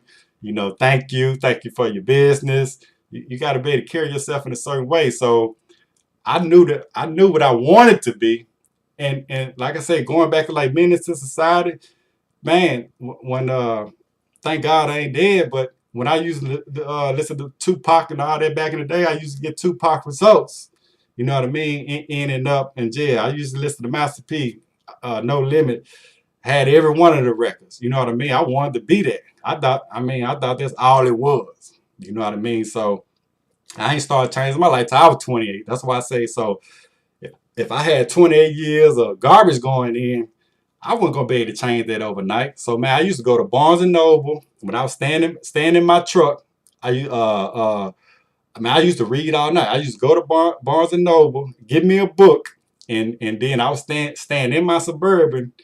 Even before I got to Texas, I stayed in my Suburban for like 60 days when I was in Mississippi. Cause I was getting my EPA license at the time. I ain't really had no money. I was drawing unemployment. But I would take that little money, that little $200 a week that I had, I would take that and bam, put it on the EPA course. You know, let me take that and I'm gonna go ahead even before I get to Texas and apply for the TDLR license for like $25. So I know when I get there, even though I ain't got no experience, at least I got that. You know what I mean? But at the end of the day, so I say, okay, let me start YouTube and what questions to ask in an interview. I would read books like Body Language, you know, how you chin up, look people in the eye, have a good posture. You know, I'm sitting up. You know, what should I wear? You don't want to be too flashy, so I'm not gonna wear a bright yellow suit in the interview. But I'm aware because I was supervisor, so I see people when they come into a job, they might have their work clothes on, which is fine. They might come in there with some khaki with some boots on, you know, in a work shirt, like they just left a technician job, which was cool because they could do that because they already got experience. But I was coming just on, hey, you got my word, and my word is my bond. If you give me this opportunity, I would not let you down. That's the only thing I had. So I had to, I had to portray that. That's what I had to. But I learned that. I learned that through the books that I read. I didn't know that. I ain't have family members tell me how to conduct yourself in an interview or this what you should do.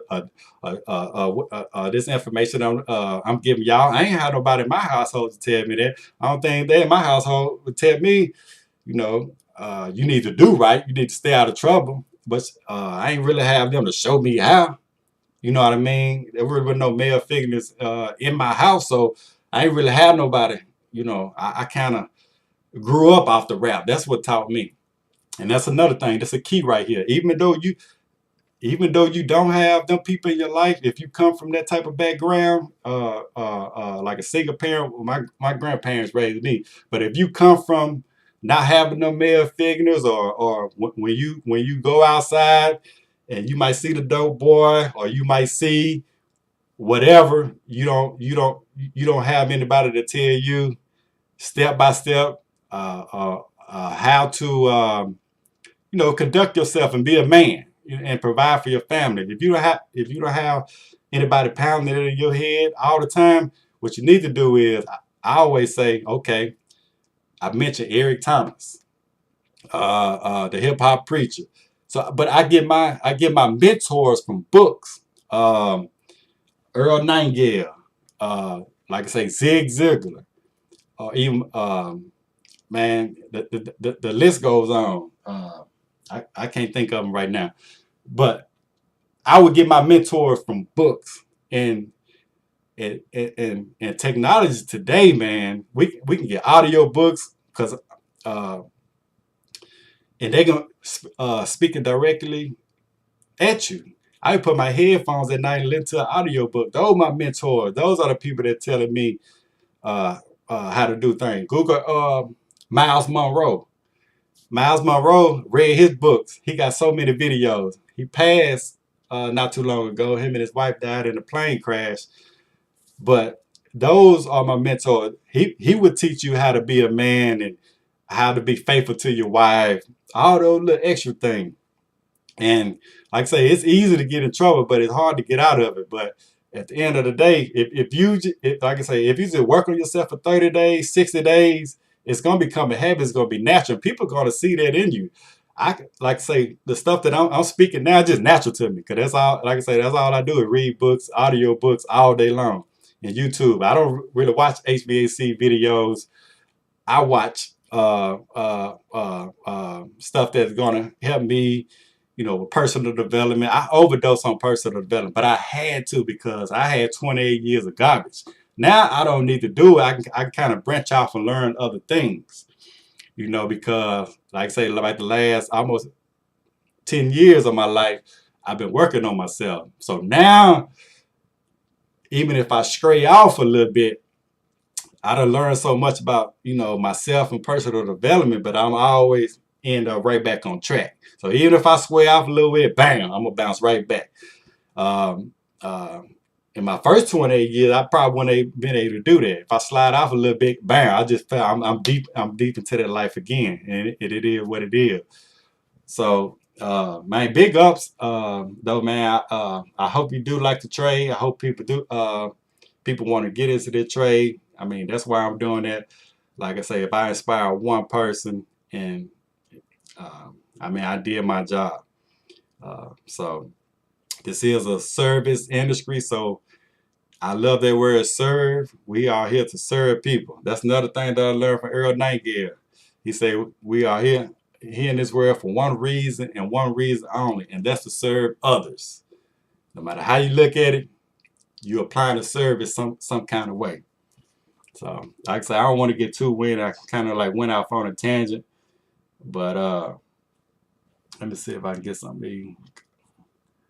Cause say preach. Hey Frank, I ain't trying to preach, man. I'm just cause I know, man. Like I said, I know we ain't got too many role models or anything out there like that, but there's no excuse with the internet these days. There's no excuse. There's somebody on there. It's your choice of what you want to watch with the internet. It could be something bad, or it could be something good. That's totally up to you. But that's what we call building those good habits. And sometimes when you starting off, just do a little bit. Like I say, YouTube, Earl Nightingale, the strangest secret in the world. Do that for 30 minutes. I always say, hopefully that'll help you out. Some more that you can look at, Google Jim Rome, Jim, I think Rome, Jim Rome. Let me see if I can pull it up. The best life ever. Let me see here.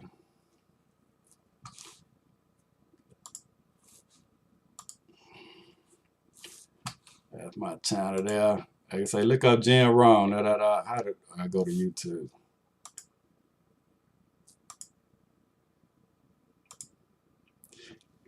I don't know if you can see that. That's appliance boot camp. Mike Sneed. Look. Hey, he putting you on game. He got so much game on his, especially speaking about the black community, and showing you how to start a business. Let me see here. Jim Rome. So it's take charge of your life. Either one of these, take charge of your life. This is 2 hours right here. Just listen to this, and when you listen, really listen. Here's the big challenge of life. You can have more than you've got because you can I ain't gonna play it, but become more than you are. Look, because you can become more than you are.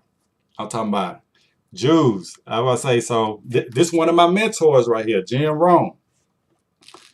This Earl Nightingale right here. Earl Nightingale got so much content.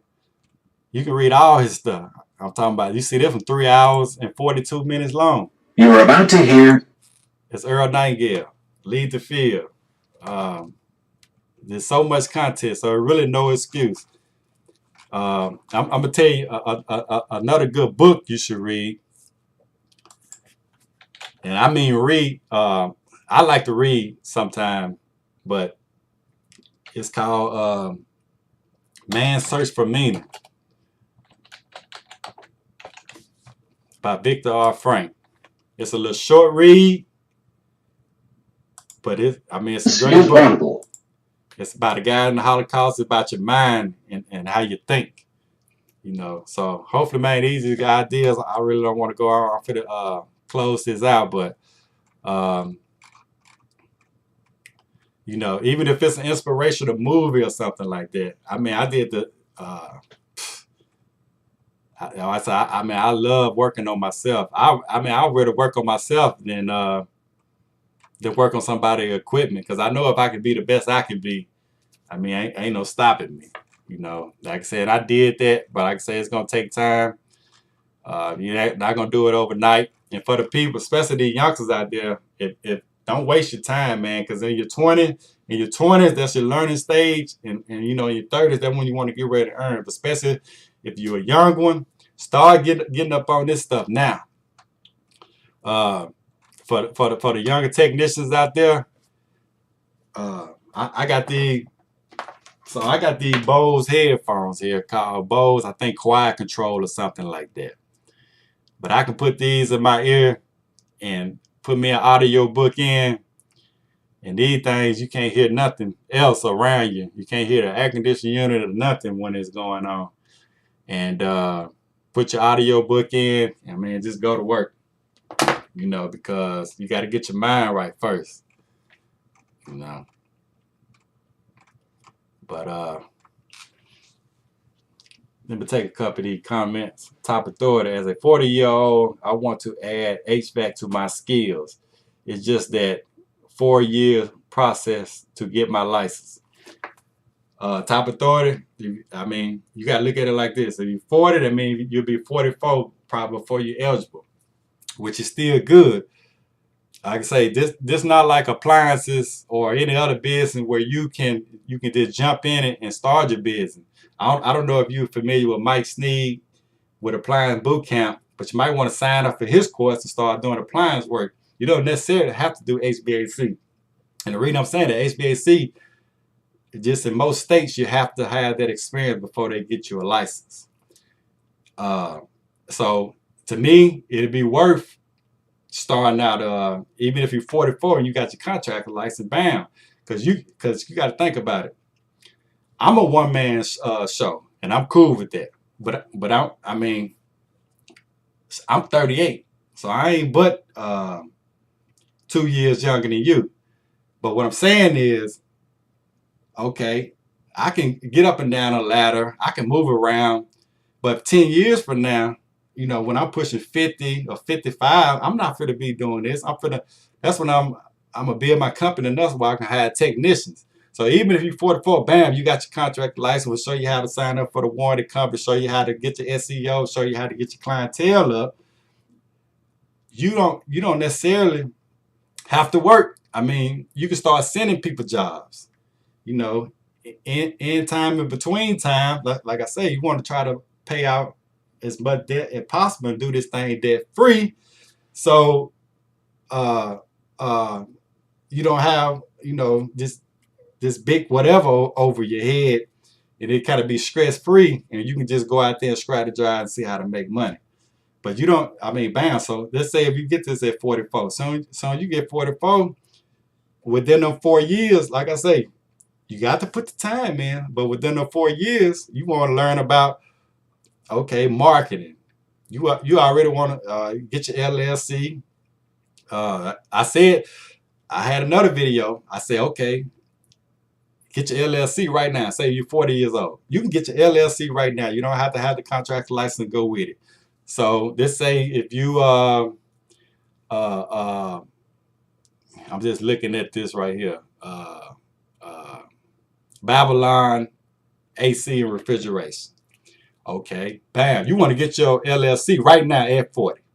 Because you know 4 years from now, you're going to get your contract license.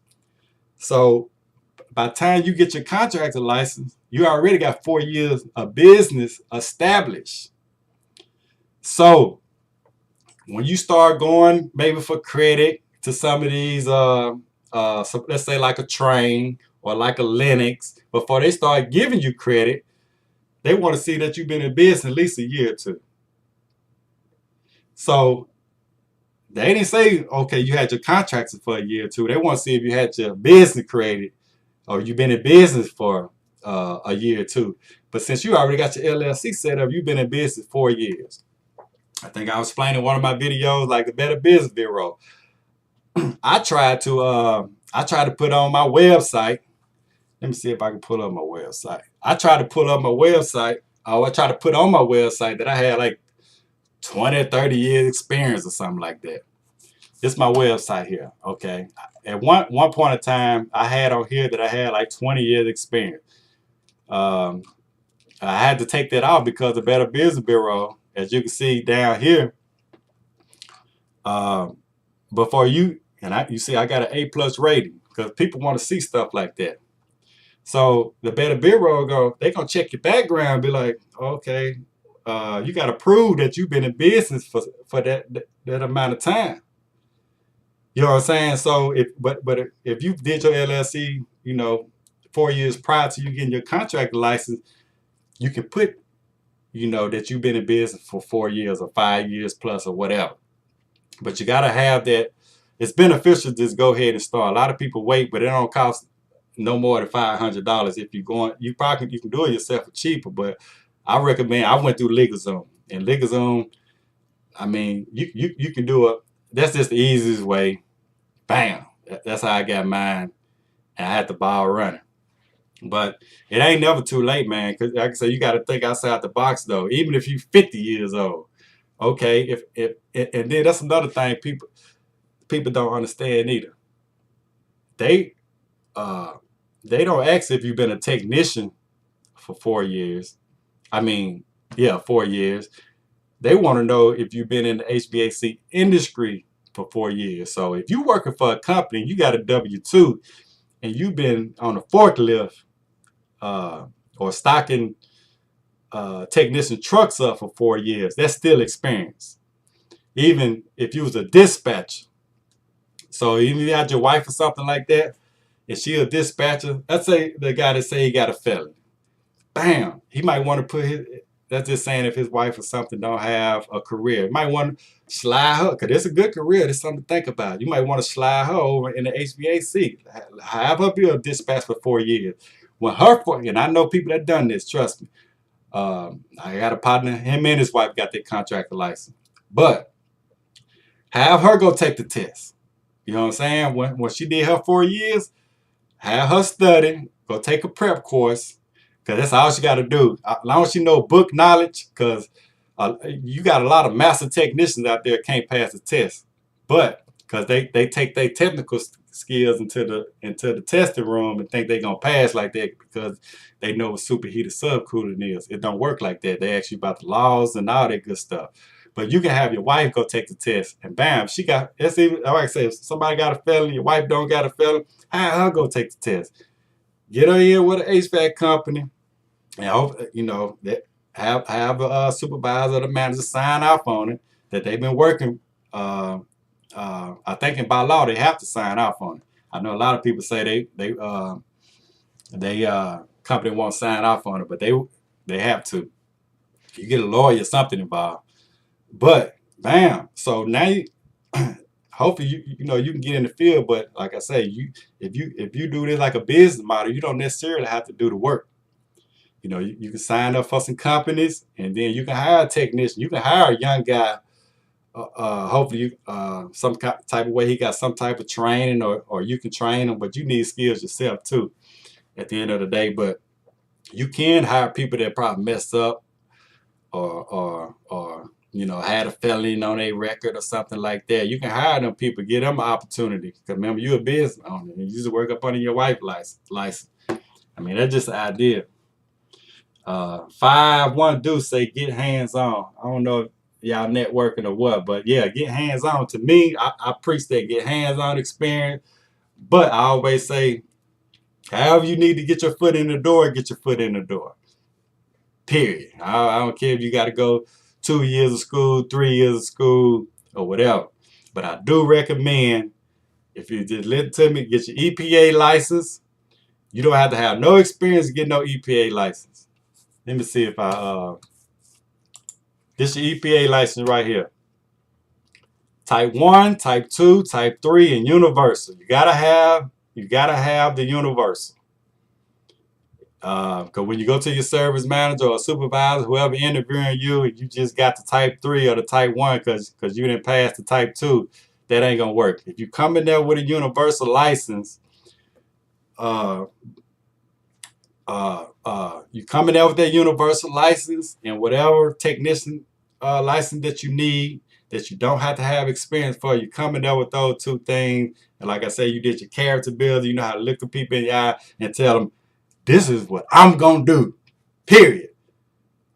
I mean, you don't have to come out that type of way, over aggressive, but this is what I want to be, a HVAC technician. Because when you show them that universal license, they're gonna like, oh, okay, he doing something. He's showing some kind of effort. He might really want this. That's better than coming in there just, you by yourself.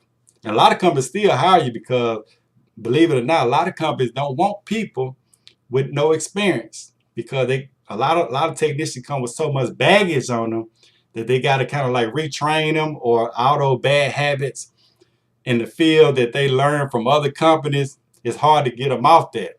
So a lot of companies like people with no experience. That's how I got my job. I ain't had no experience, and I told the man that.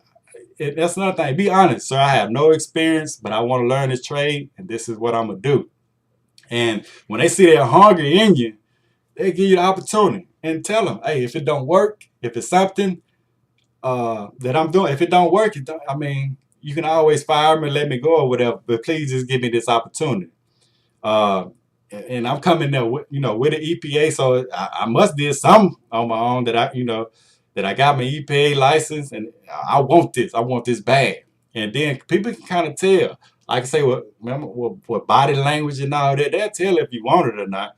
But you come in there slouching and all that, but like, it is what it is. Ain't nobody finna give you no opportunity. But if it's something that you want, that's a goal, because this trade right here will help you out a lot in life. Like I say, look at the salaries right here. Alabama, 40,000.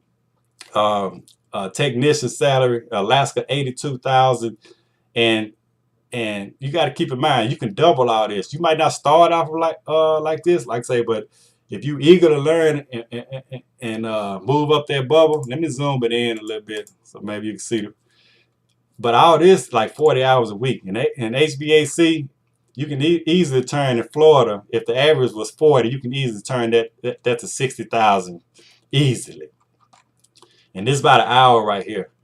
Let's go to my state. Let's go to Texas. Let's see what they got in Texas. 44,000 at $21 an hour. Let's say that's the average. You can easily, in no time, before I quit, I think I was at like $35. And that's just 40 hours. So I can tell, I mean, you working 10, 20 hours overtime per week, that 44 can easily turn to $74,000.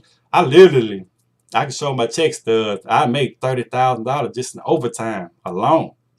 You know what I mean? So it's good money, and people know it's good money in this trade. That's why a lot of people don't even worry about trying to be a business owner. But I like the freedom. That's why I want to be a contractor. I can kind of set my own schedule, and I really make as much money as I want. But like I say, a lot of this stuff life change, and like I say, you can do this debt free. Really don't have to go to no school. And MC Washington, 57,000. Man, you can double that. You can make 90. Man, you got some doctors and people been to school 4 years, 6 years, not making this kind of money. I mean, it's endless how much money you can make. So, like I say, that's just stuff to keep in mind right there. Look at Massachusetts, 81,000. So they making 81,000. Look, and that's just 40 hours right there. Them guys bringing home 120 easy. And I'm telling you, they making that right around here. That's not the top salary. I know people, they good making $45, $50 an hour easy. But like I say, and I know people, like I say, they're just starting off, um, uh, cause I don't see nobody in the chat saying, but I do get comments saying that, oh man, don't be lying to the people like they can make that much money. Trust me, you can make a lot of money in this. But I will tell you this. I have friends, I have associates, I have other co-workers that they just don't get it. A lot of people, a lot of technicians, I know a lot of people on this chat know some people that have been doing this 10, 15 years and they still just can't wrap their head around troubleshooting and stuff like that. But I guarantee you, the people that can't wrap their head after all those years, they ain't coming home and opening up this book. They not coming home looking through this model refrigeration handbook. They not doing that. They not going the extra mile. That's why I say it's about effort. You know what I'm saying? You gotta work on yourself harder than you gotta work on your job. You know what I mean? That's self-development right there. If you working hard for this, man, you still gotta come home and work harder on yourself. You know what I mean? Because you ain't necessarily giving them all that time because hopefully you're learning. Man, when I was taking this working in the field, I wasn't sitting around. That's why I say when you get that opportunity, even though I ain't know nothing, I mean I like sports in school. So I always kept kind of like a sports competitive type of edge. So not that I'm trying to compete with my coworker, but I can still show the agility or not necessarily that I'm outthinking, but I'm looking over his shoulder, knowing that he ain't got that Phillips head screwdriver that he need. So before he can even think about go to track and hand me that screwdriver out the back. Hey, before he right there, I'm right there with it. You know what I'm saying? Before he even look across it, before he move his lip, I'm right there. You know what I'm saying? And I took that approach every day. So even the people that I mean, even I remember you know, when I first started, like I say, effort, man, you can't teach effort. Effort just got to be in you. You can learn effort if you don't. If you know that you ain't been putting a lot of effort in, I mean, that's something that you can work on and be better at. I mean, I was reading a book. I think in the See You at the Top book, just start doing things a little different. So even if I'm in the office, a lot of technicians, they were like, damn. But you got to keep in mind, I was a supervisor when I was working for a company, but you had senior techs, you had guys, white, black, no matter what color they were wondering why, man, why he getting these opportunities? Okay. I remember reading in the book one time, they were like, remember I say it takes 30 days to like build a habit. So they like, in the book, it was like, okay, start doing things that people don't expect of you.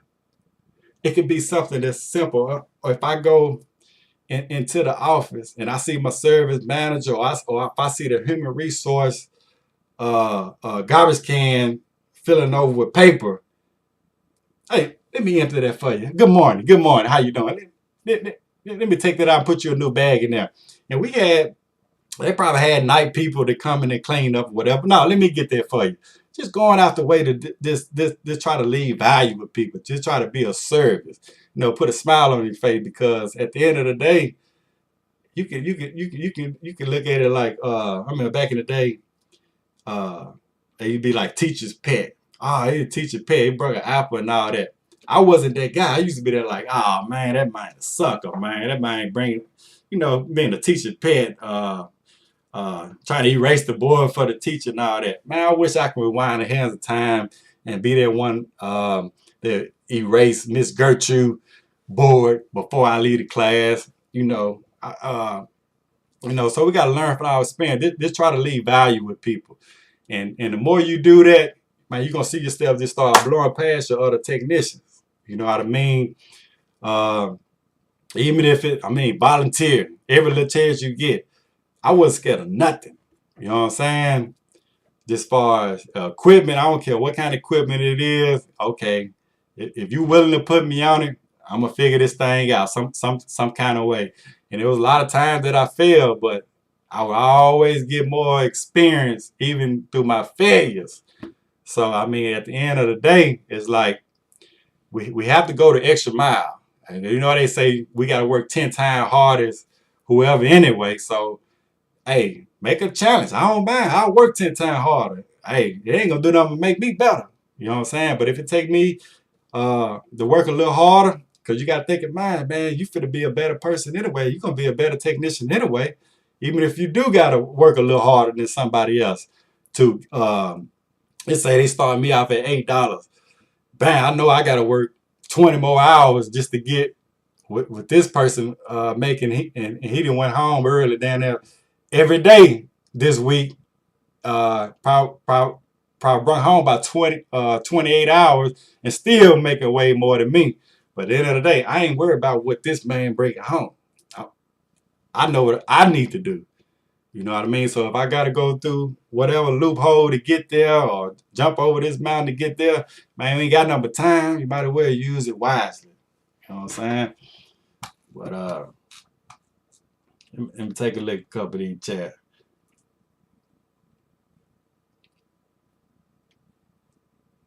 Frank, you say you got 3 years in now? Good question. Can you remind me?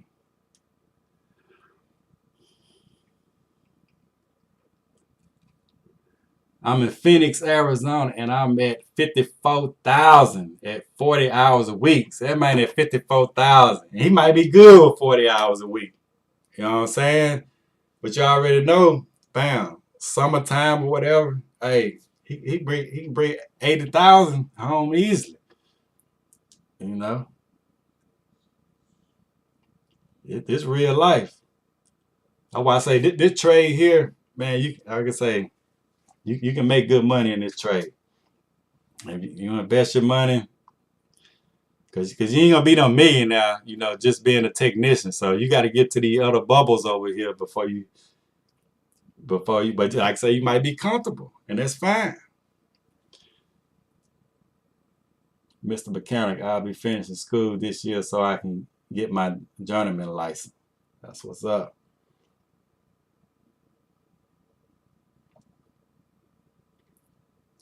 If these people don't like to show you anything to help you because they think they will take their job, I don't know why. Work around Houston. See, these people don't like to show. See, that's an excuse to me right there. Don't take it the wrong way, but that's an excuse. But I won't wait on nobody to show me anything. Dude, we got technology at our fingertips. You know what I'm saying? What you waiting on somebody to show you something for? But at the end of the day, I feel what you're saying. But remember, I was just saying, I used to be looking over the head.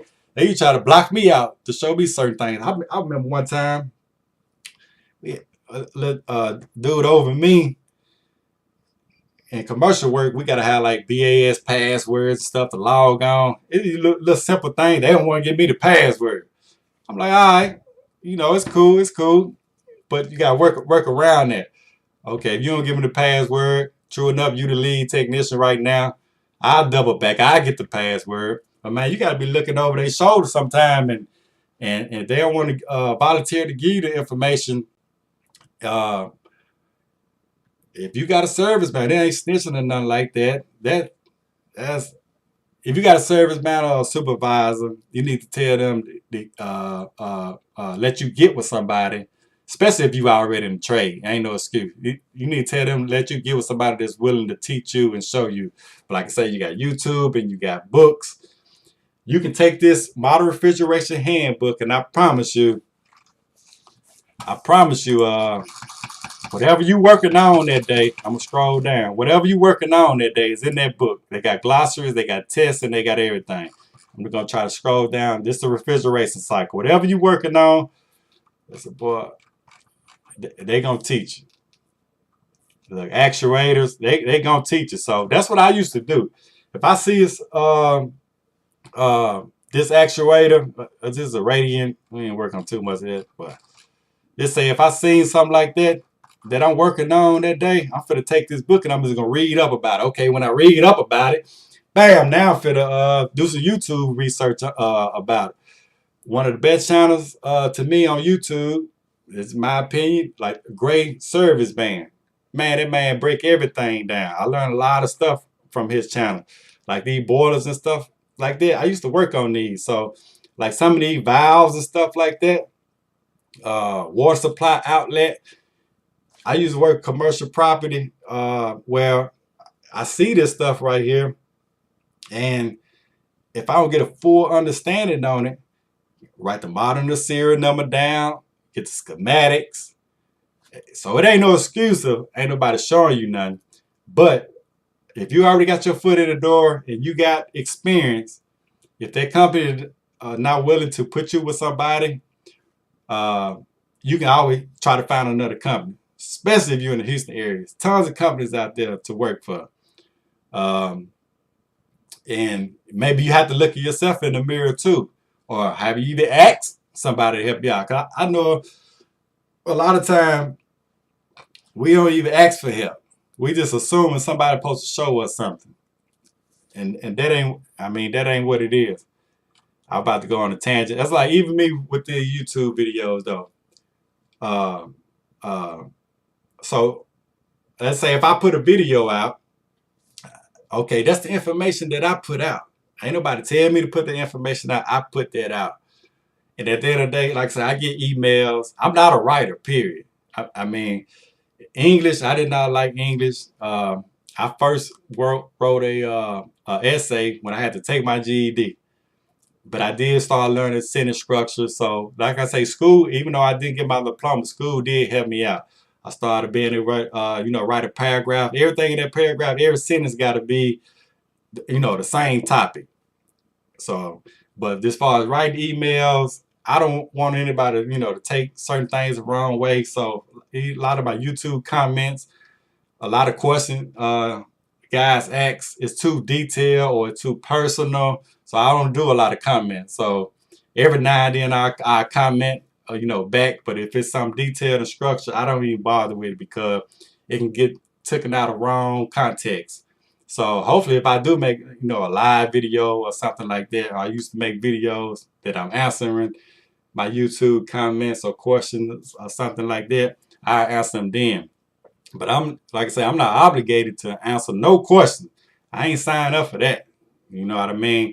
YouTube, especially when I first started, like I said, I almost got over 500 some videos. YouTube, it was kind of popping back then, but it now YouTube more worldwide. It's almost like Facebook and Instagram now. Everybody on YouTube. So like I say, I'm a WWHVAC. I am the owner of this channel, but like I say, I'm not obligated to answer any question. So if anybody see me an email, if I don't get back to it, it ain't like I'm ignoring your question. I may not be able to express it the way that I feel that it, need expressed. So even if you ask me something like, what warranty companies are you with? I can't get that information out, I'm not saying you're strangers or something like that, but a lot of people I don't know, you know what I'm saying? And a lot of people take certain content in a certain situation. That's why on a lot of my videos, I'm not sharing what warranty companies, that I work for. Because people will go back behind your back and maybe point out a video, or they'll be like, they might contact the warranty company, hey, you got this contract out here, and he ain't purging the line set with nitrogen. That's against 60845, whatever rules they got going on. So, I mean, like I say, because I already lost one of my contracts behind something like that. You know what I mean? All I was doing is putting the video out. I didn't have nobody's face. I didn't have nobody's address or anything like that. All I was showing, I think the mistake I made, I showed on the computer, I was trying to break it down, how you get certain calls or whatever. You know what I mean? And then the website that I showed on there presented the company that I work for name. So that YouTube, he probably a subscriber. I don't know. He probably looking at my video right now. I don't know. But they contacted the CEO of that company. The company contacted me and told me I need to take that video down. So that shut all that there down. So certain ways that, because I want to kind of like leave a blueprint, okay, how I make money, but it's certain things that I have to leave out, to protect, me, my family, my income, and how I go about business.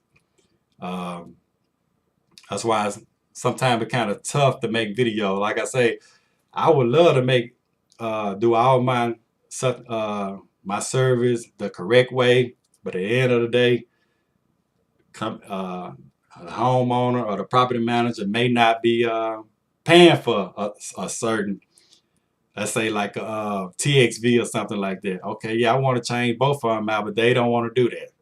The first time. And I already done put this video out because I tried to charge them to change the TXV and the condenser unit out, but they didn't want to do that. They just want to change the condenser out. And then bam, the video out, but come to find out, now my suction pressure 20 psi or something when I fire up the unit. So like I say, I try to do my videos and try not to edit certain things, but at the end of the day, it's kind of hard to post certain things when you're doing real world things. All right. JT said, I've been a jealous troll. What you talking about? I remember that video. Well, watch out for the PERS police. Let me see.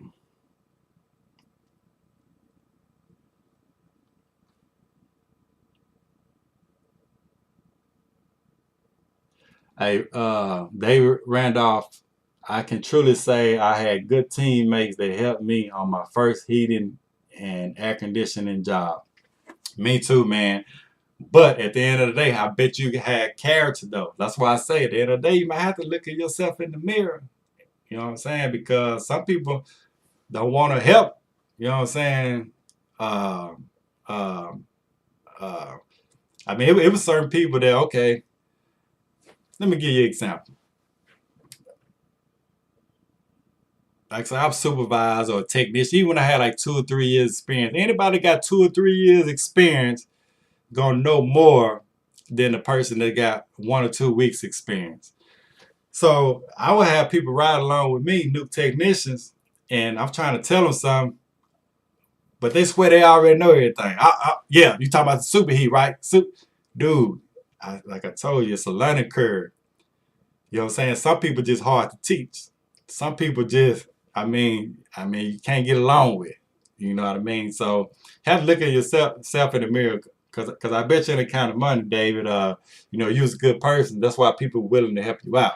Because when I first started, man, almost everybody, but that was our culture too.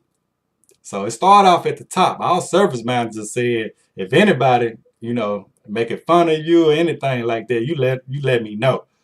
But our culture, everybody, that's every company I went with, worked for. When I worked for Waste Service, the culture we had at the time when I first started, we everybody willing to help a hand. The last employee I was with was Hunting. All them guys over there will go the extra mile to try to help you out. Because me anyway, because I mean I'm a good person, but they would do everybody like that. But people that come in there with bad attitudes or whatever, don't want to learn nothing and think they already know everything, ain't nobody for to help you. You know what I'm saying? And to the young technicians out there that just get started in this, your first 3 or 4 years, you need to start soaking up everything. You need to act like you don't know nothing. Even if you know how to do it, your first 3 or 4 years, you need to act like you don't know nothing. I'm telling you. And try to learn. I'm talking about because a lot of people do things different, in their trade. And you can learn a little bit of this, be like a pot of gumbo, a little bit of that, and then you're going to become your own technician. But try to soak up as much as possible. Now, the people that's up under you, you kind of like want to help them, but you're 3 or 4 years old, you need to, throw all that, I know this and know that, out the window. And try to learn from the older guys, because you got these guys that's retiring now, that been doing this a while, man, they forgot more than we ever know. And a lot of them guys, I'm not gonna say all of them, but some of them guys may be difficult to work with. You know what I'm saying? Cause I had a guy, man, he want to make sure I ain't that safety type dude. You know what I'm saying? You gotta have your shoelaces tied. You gotta have your when you put your ladder out, he wants you to stick your arms out. Make sure your ladder arm length in front of you. You know, you make sure you got 4 rungs on the roof. But before you get your ladder, just safety, have your safety glasses on. You know, how your gloves on. He might want you to put your PPE on, a big mask on. It's 100 degrees outside. But at the end of the day, that guy's smart, and you need to do whatever he tells you to do, you know, for your 8 hours or your 10 hours, so you can soak up all that game. Because you got to remember, at the end of the day, you want to grow and learn in this business. So sometimes you got to, you know, deal with difficult situations. But by any means necessary, you got to get that knowledge. And this person got the knowledge, he got the hands on, and he'll be able to show you, you know, what you need to do. Because at the end of the day, you just can't read this whole book. You can read this book 10 times. You can read this model refrigeration handbook 10 times, front and back. Don't skip a page. Memorize every little thing in here, and you'll still, without the hands-on experience, you still won't be a good technician. I said, I mean, man, the comments that I get sometimes, I can tell some of these guys fresh out of school, and they telling me what their professor told them what ought to be done. But it's the real world out here, you know.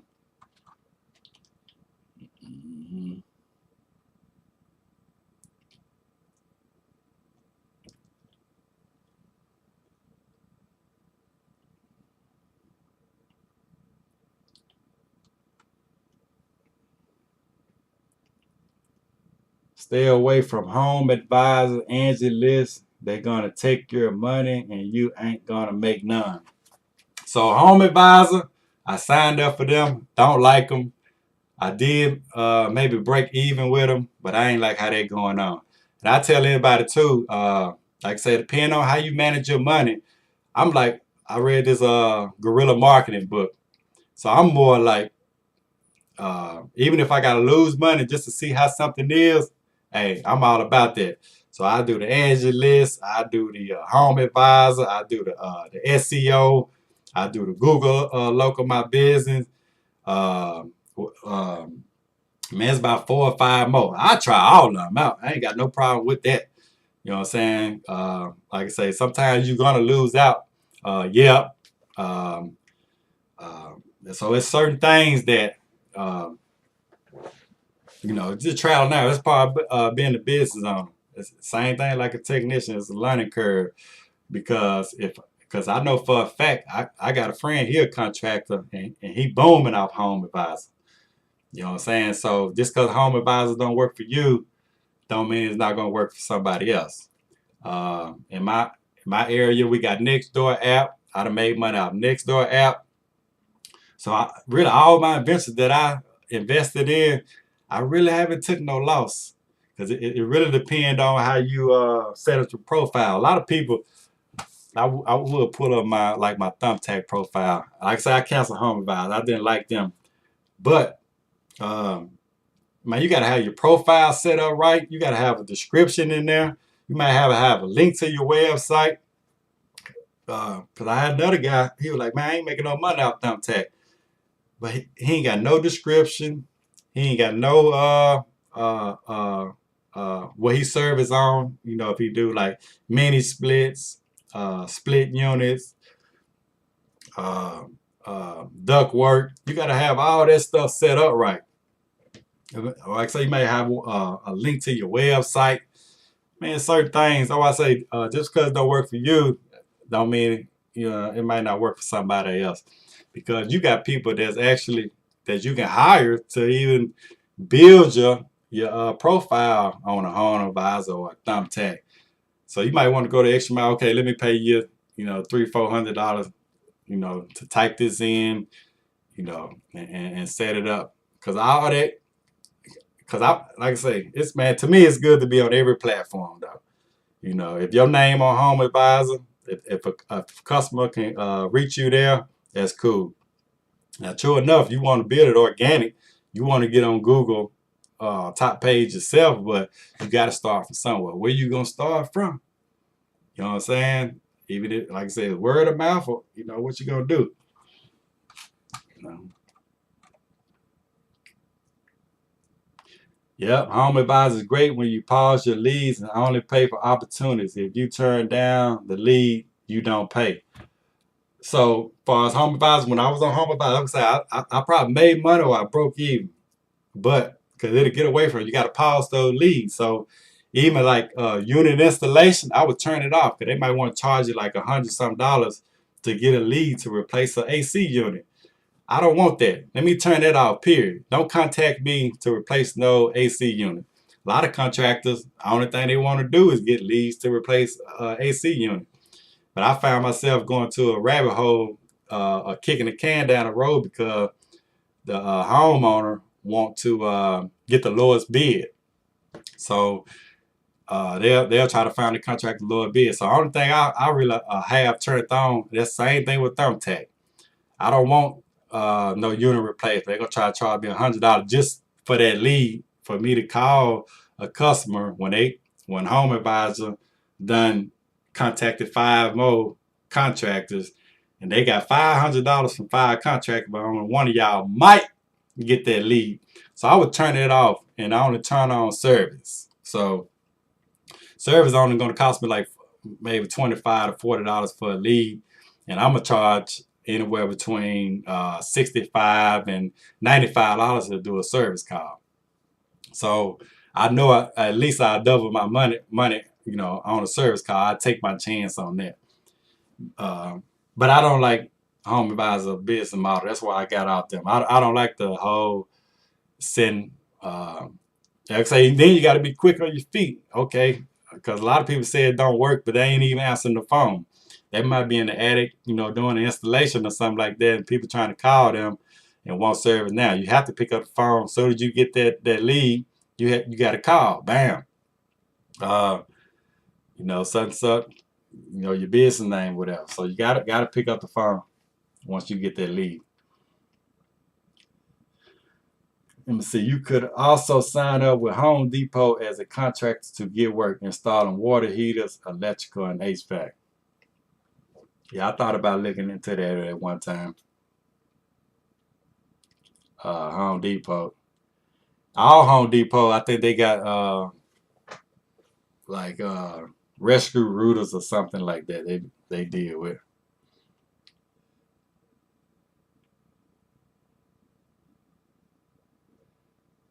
Yeah, you end up paying for leads and all they want is free estimates.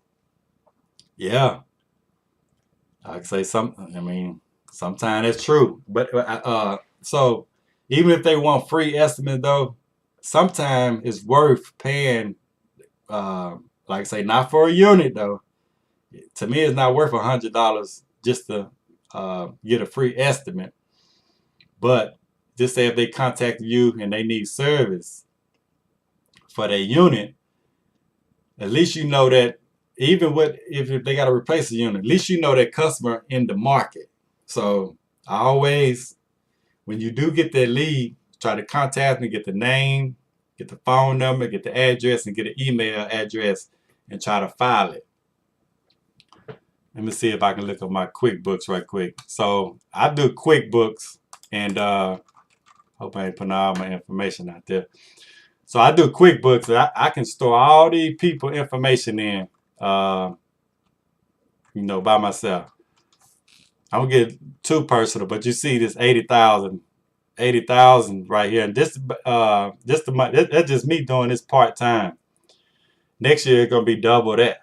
But I can put all the customer information. So if I get any kind of lead,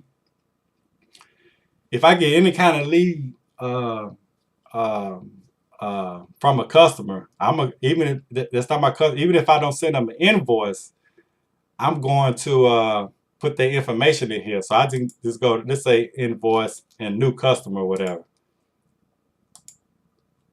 I still put all the information in there. So even though if I pay $40 for that lead, I can I still got that customer. So maybe potential down the road, I can even call and check on them and see if they still need service. Um, and a lot of times people contact those third party vendors like a home advisor, and they think they need a new system, and uh, you just tell them, you want to give them a second opinion and let you look at it, because a lot of times, man, it might be a bad capacitor or something, but they think they need a new system. And then even though you didn't make that 7,000, 8, 9, 10,000, whatever you charge per unit, and you charge them, let's say $300 for the capacitor or $250, whatever you charge, that's your customer, because they trust you now. They go, oh, okay, because the other guys that came through here said, I need a unit for $10,000. But you saying I just only need this this capacitor for $200. Now people gonna remember you. They're gonna call you back. They're not gonna call that other customer back. So you can't look at every lead like either you lost your money or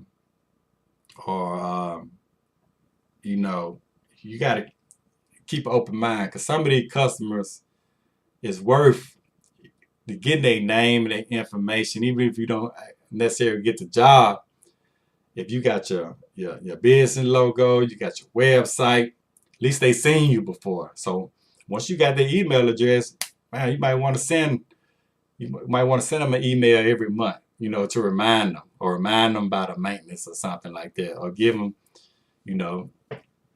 do whatever it takes. Or I say, just don't think about, okay, I just lost that lead. Because I know for sure one thing about home advisor too, and those other you might miss 4, but if you get that one, and if you get that one install or something, man, you'd have made all your money back and some. So you gotta play the game. Pro tip, okay, the mobile app you can only pause 48 hours, but every 48 hours you can reset it. If you pause on their website, you can pause for 14 days. That's true. Yeah, you can pause it up to 14 days. Cause especially when I was getting busy, I mean, I had to pause it, but I would forget to once it go back on after on the 15th day or whatever. Sometimes you'll forget that it's on, and you already know you booked up when it's middle of the summertime, and they'll turn it back on fast on you, and they'll start charging you for it. Yep, class and out in the field are way different nowadays.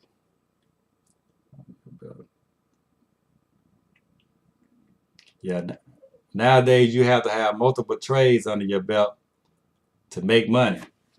That's true. That's why I say if you in the HVAC field, I always tell people go to Mike with Appliance Boot Camp, sign up for his course, because I always get people to, hey man, you work on refrigerators. He got a course for garage doors. If you already in the house, you might well take advantage of everything. Work on a dryer, work on the range, and if you in the HVAC field, you know how to change compressor. You're gonna know how to change compressor on a refrigerator. So you might as well kind of utilize that too. Water heaters, and but I can be honest with you. You're a contractor. All you really got to do is do HVAC. You really don't need everything. If you by yourself, you're a one-man show, or you got another technician, HVAC should be able to take care of you. But if you want to expand, maybe expand your technician, get a couple trucks, that's when you want to go, because you don't have to have any type of certification or licenses to get in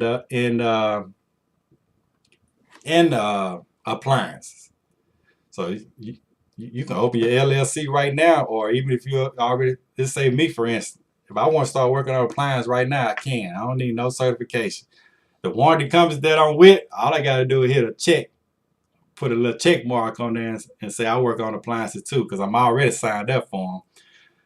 But like I say, I don't want to. I'm really not worried about branching all into that, because I know for a fact HVAC I can make plenty of money just doing AC work. So But once I start expanding one day, I'm definitely going to dib a dab into the whole thing. It is a different beast though. But you sign up for appliance boot camp, he'll teach you all those steps. You see, Mr. McKenna say ABC, Mike dropping knowledge for sure. So if y'all not familiar with appliance boot camp, let me see if I can pull him up. Go sign up for his course. Let's see. There we go. It's appliance boot camp here. I think he got a website on here somewhere. But he teach you how to do popcorn. I mean, see how he teach you how to sell appliances. So if you want to flip appliances, look, change out the compressor. We already in HVAC. You know how to change the compressor out. You know? So that's the alumni. Look, money. That's why I say go over there. Like I say, especially if you got like a felony or something like that, and an HVAC company don't want to give you an opportunity, you can start your own business with appliances. You ain't gotta work for nobody, because we gotta get out of that mind state though, of just working for somebody, work for somebody. Like I say, that's all good, but you can really get out here and and make it on your own. If I didn't know anything about appliances, didn't even think about appliances before I seen Mike. And but like I say, at the end of the day, if I'd have known about that, that probably would have been an option that I took. You know what I'm saying? But in HVAC, it's a learning curve. You have to go through your 4 or 5 years before you be eligible for your contract life. So that's the only thing. So the guy that was saying he was 40 years old thinking about it, like I say, think about appliances. There's a lot of appliances, and I'm sure you can make just as money in appliances that you can in HVAC. Let's just say a system in HVAC might cost you, $6,000-7,000. It's not gonna cost the contractor that. We're gonna get that fraction of the cost.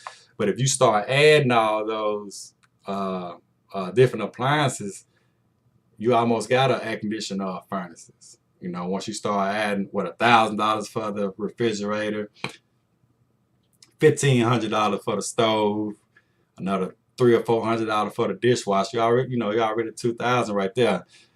That's just for the, I guess, American-made brands. But I'm sure they got high-end appliances. I like it. I forgot what they call them. The high-end appliances that might be going for like $10,000. But like I say, HVAC, that's what I love. That's what I'm about. That's what I recommend on this channel. Get into HVAC. That's where it's at. Because, we can work on $20,000, $30,000 rooftop units, like it ain't nothing. And that's where the good money come in at. When I was working, I think I got a video on it, I'm not sure. When I was working for a company on a Saturday, I came working for myself. And when the first year I got my contract license, it went 3 or 4 months. A guy needed a 12-ton rooftop unit. And I already had my account set up with Carrier. I threw him a Carrier rooftop unit up there. And I cleared like 8,000. I had help. And all this is, I just had to order a crane and take the old one off. It already had the curve. I didn't even need a curve adapter. It had the same exact curve adapter. All I had to do was get the crane, and do the little signal, whatever, up or down, and set the unit exactly where it came out from. Hook my electrical up, tighten the belts up or whatever. And that's $8,000 in one day. You know what I'm saying? Like I say, I broke my hip. My hip wasn't doing nothing. Y'all probably seen him on my channel. He ain't have to do nothing, but hey, help me guide the thing. You know what I'm saying? Hey, he got $8,000 like that, and I broke him off like he didn't work for me a whole week, and we was only up there for a few hours. So it's just so many opportunities in this where you can make money. I want to say it ain't just residential. So like I say, those type of like I say, you ain't gonna see too many trades where you can make $8,000 in. And I was new. I could have made a lot more than that for a rooftop unit, because I know the company that I was with, that same unit, they probably would have sold for like 25, 26, 27, almost $30,000. You know what I mean? But they got way more overhead that they got to pay the technicians and all this. They got to pay for all them trucks they got. They probably got 20 trucks. So they probably had charged a little more. So our profit maybe was the same thing, you know. But I always look at myself. If I market myself, you know, correctly, I could charge those same prices. You know, I might slap a rooftop unit on there, 30,000, and profit $20,000. You know, like I say, you never know what door is gonna open up for you. And but those are all the opportunities I would look for. Cause like I say, I come from a commercial background. And residential around here, you're not gonna make it like an $8,000 profit. You know what I'm saying? You probably can, but you know, to each his own. That's if you doing like you got two systems in one house. You know, they both high efficiency. You probably replace the ductwork and everything. You can make that kind of money out of one job. So it can be done. Read a couple more of these comments, man. I'm gonna shut it down.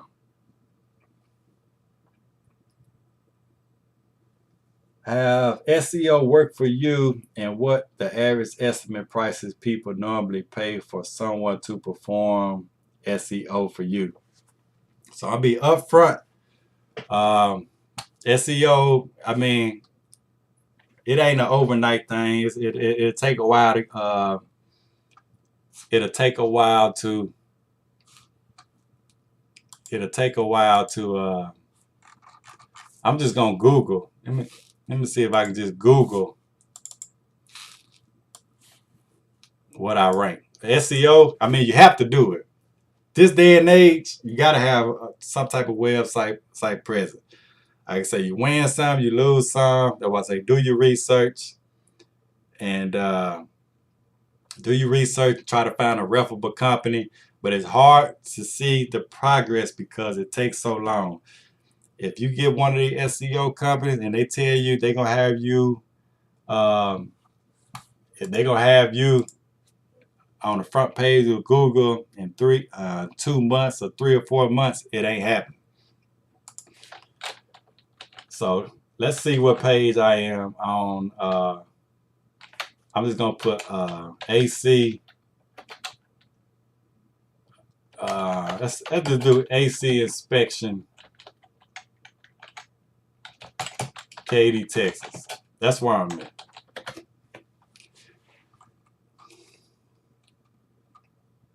So you see these right here,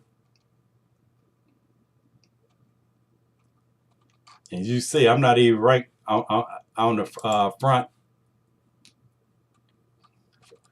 I think I was like on the last time I checked this, I was like on page 8, but I am on there. And also, but I make a lot of money. Look up Google services. It's past my business hour. I don't have a 24/7 business hour, so you won't see me on here now. But I am in Google local services. Google that and get with them. See, I'm not even on. There I go right there. So I'm on page 5. You got to think about it. In Houston area,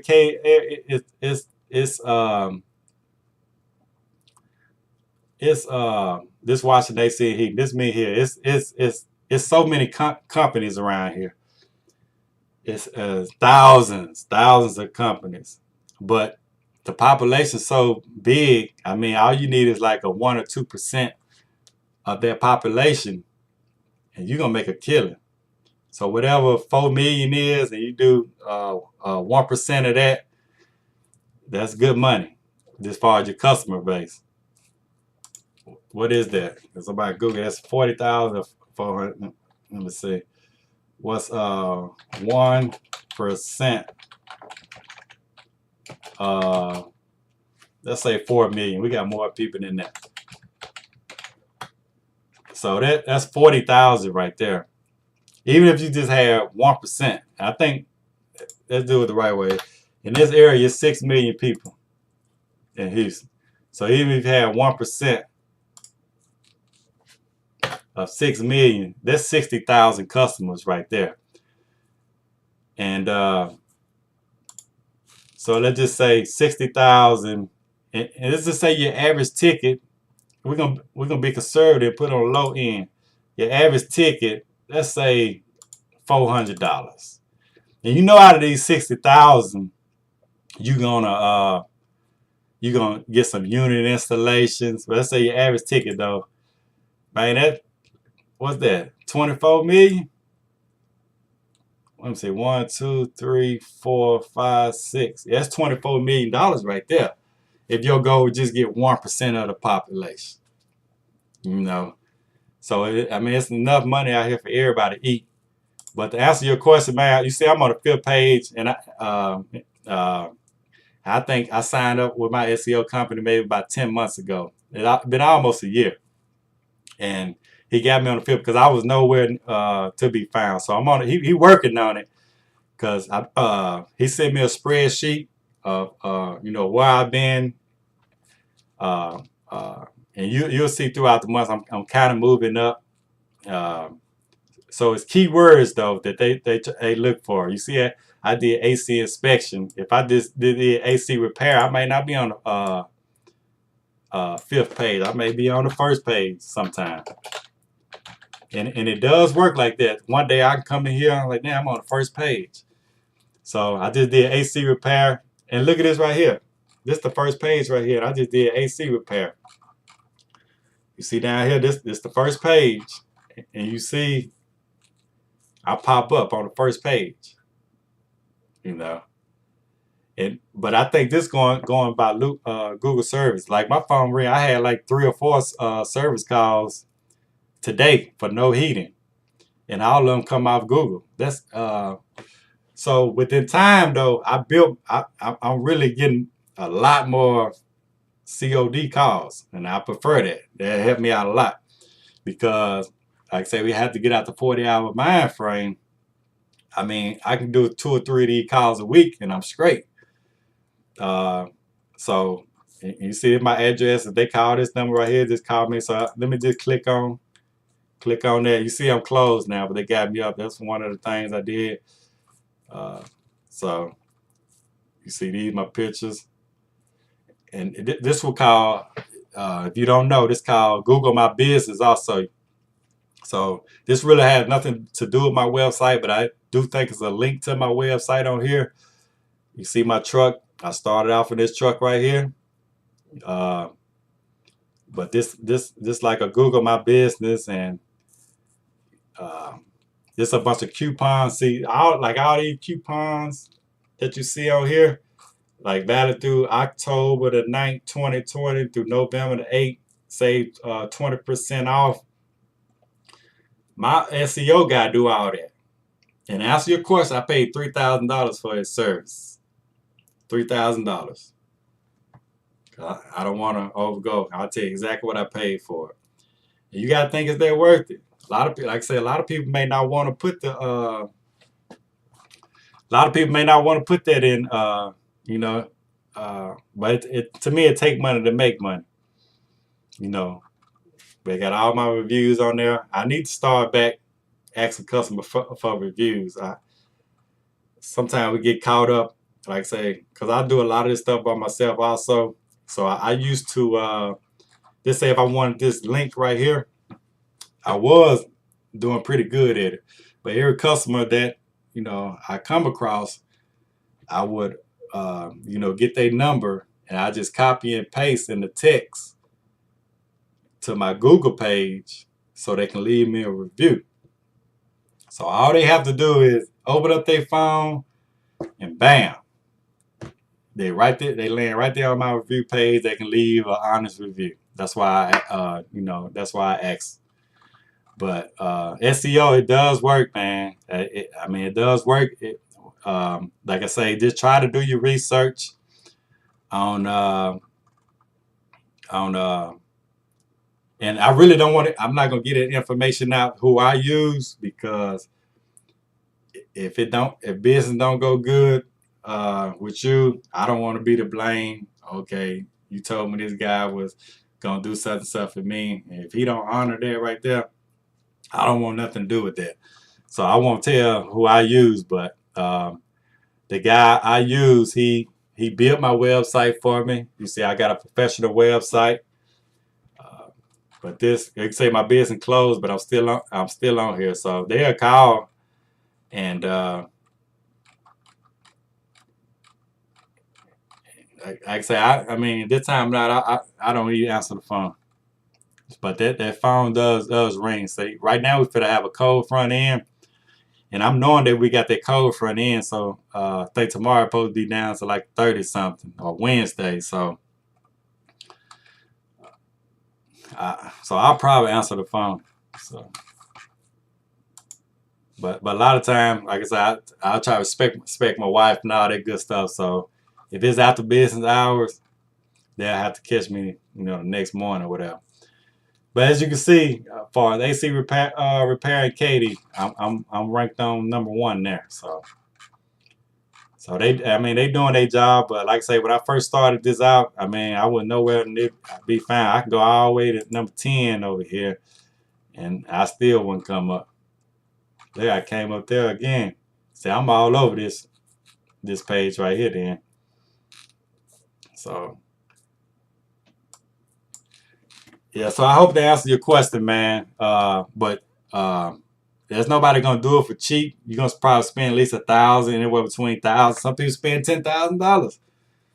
But to get you on the front page of Google, man, it might be worth it. So that's something you may want to invest in.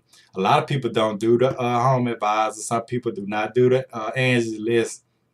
They put all their money in the SEO company. Because if you get that phone ringing off Google, you done something. And like Frank said, it's a write-off too. See, you gotta remember, we technicians at the end of the day. So we still gotta learn that business part of it. It's like I hired me a CPA, so he handle all my taxes, all this stuff costs. But at the end of the day, they gonna guide you in the right way so you can write some of these things off. So it's almost to where, would you rather pay the $3,000 for the SEO or get that tax by Uncle Sam? Because if you show that profit, that $3,000 profit at the end of the year, Uncle Sam gonna want a whole lot of that, and you gotta pay, like, you gotta pay for your Social Security, Medicaid, Social Security, Medicaid. I think if you're working for somebody, you pay like half of that, and then your employer pay the other half. So it's like you pay 7.5%, and then your employer pay the other 7.5%. But when you're a business owner, you got to pay that whole 15%. And that's before income taxes and federal taxes. And if you here, we don't have state taxes, but that's before state taxes and all that good stuff. So if you want Uncle Sam to take probably more than half of that $3,000, so you might as well invest it.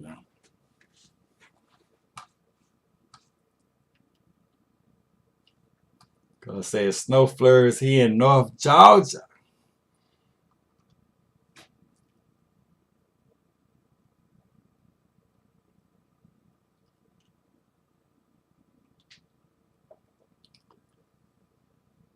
Oh yeah. All right, man. Like I said, I'm finna wind this thing down, but if anybody got more questions, let me put them out. What brand of equipment do you prefer to recommend or replace? I think I answered that earlier. I be honest with you, man. I don't care what brand. I don't really care. I don't have no favorite what brand. I like Train, but at the end of the day, I install a Goodman, a Bryant, just as well I do a Train. I don't really care what kind of equipment it is. But I mean, I like them all though. Ring, American Standard. Like I say, sometime, I mean, it don't matter. Hope to see you at the supply store. Or hey.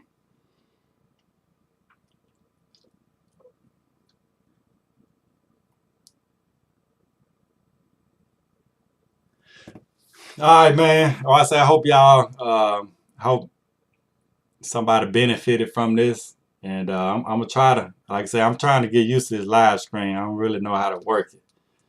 I know some people be popping, the questions and all that on the screen. I'm gonna learn how to do all that though. You know what I'm saying? It'll take me a little time. Do you work on communicate system? Yeah, when I work for a company, I work on communicating systems. For our BAS. That was my thing actually. When you see me, I got my laptop with me. I was the go-to guy. But I haven't been working on it a lot here lately. Is there any more I can do? Michael, is there anything more I can do or doing different to get ready and stay ready for my H3 exam? Hey man, I got your email too, man. I see you asked that question again. See, a lot of times, I can answer your question on a platform like this because I can kind of go more. I can let you know exactly what I can tell you. But you say, because you sent me an email today and I read it. It was the same exact question. First of all, can you explain what H3 is? I guess that's some type of contractor license. I'm not sure what H3 is because we don't call it that here in Texas. What state are you in? That's another reason I couldn't answer your question because I don't know what an H3 exam is. But anyway, you fit to take that test on the 16th of December. You say you're already in the prep classes and study 2 or 3 hours a day. So I would take this approach here if I were you. I'm going to assume an H3 is the contractor license. If you're already in the prep courses and you've been studying 2 or 3 hours a day, just loosen up, man. Don't be nervous. Continue to do what you're doing and go take the test. So keep in mind, even if you fail, because you can always retake the test. I think you can retake it as many times as you want. At least here in Texas, you can. You say it's 15 tons or less. So here in Texas, we call it, I think your B license or your C license. A B license, you can work on like 25 tons or under. You get your C license, you can work on anything, any kind of unit, any tonnage, or A license, something like that. But just go, man, just loosen up, because I failed the test my first time. So when you go in there, try to pass it, but familiarize yourself with the test. You know what I mean? Because just say if you do fail, maybe by a couple points or a lot, at least you will know how the test structured and how to take the test. Because, you're going in there for the first time. I mean, it may be difficult, but just keep in mind, okay, if I don't pass the test this time, I'll just take it again and pass. At least I'll be familiar with it. Because you go the second time, they're going to ask you the same questions or something, similar to it. So, no worries, man. If you don't pass the first time, eventually you're going to pass it. That's really the only advice I can give you, because it seems like, you're doing what you need to do. 2 or 3 hours per day, that's good. That's a lot of study time. You don't want to do more than that. 3 hours may be too much. Or might want to cut it back to 2 hours. Just loosen up, study. Yeah. So good luck though, man. You're going to pass it. Like I say, if anybody, you got a goal in mind, you set your mind to get that goal, you're going to get it. You're already taking the steps to get it. So now it's just in due time. You'll get it. I say this is an awesome live screen. How long did it take for your business to really take off? I don't know if you already talked about this. I mean, my business hasn't took off. Like I say, I stay busy. I mean, my phone do ring.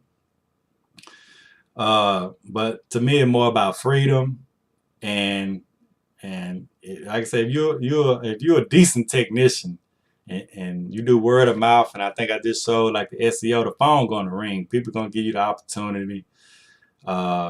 But far as taking off, my business still, I mean, I'm on an increase. It's almost like the stock market. I'm not going down. I'm on a bull run, but I'm kind of increasing, but I'm nowhere near the end goal where I want to be one day. 'Cause like I say, when I get older, I'm not gonna be getting into those addicts. Um, I want to give me a couple trucks, and it don't have to be no huge business, but they say an average truck gonna make it from anywhere to $200,000 to $300,000 a year. So if I can get about 5 or 6 trucks, that's over $1 million, So I can say about 10 trucks, bringing in 2 million. That's when my business taking off. So about 10 years from now, ask me that same question. I can look back and say, hey man, I took off in 2025. We just shot out. I had about 4 or 5 trucks, you know. But we getting there. It's a work in progress. Like I said, all this HVAC a learning curve, even in business. Even if I had that many customers now, I'm just one man. I couldn't take care of all of them. So I'm doing enough to keep me happy, So I'm good. Like I said, I don't have to be this big guy here. I don't have to be this super tech. I don't know everything. I don't claim to know everything. I'm just making an honest living. Let's see. Get some rest. Those no heats are coming your way. Yeah, I got about 4 tomorrow. I already lined up. I think tomorrow is gonna be a long day. I appreciate your response truly. I appreciate your comment. Greetings from South America. Question: accept my APA 608 certificate. Which arm do you prefer more I could take? Which do you prefer I could take? I don't really know what you're asking me, but just get the EPA license, whatever state you, I don't really understand your question. Are you staying in South America or you plan on coming to North America? If you plan on coming to North America, pick a state and find out, Google license requirement in that state and get that license. I see what you need to do to get that license. It's good to have that before you come. Study the uniform code. Most questions are from there. Yeah, the uniform. I think that's the green book. I'm not sure. I know you got the green, the purple. Study all of them.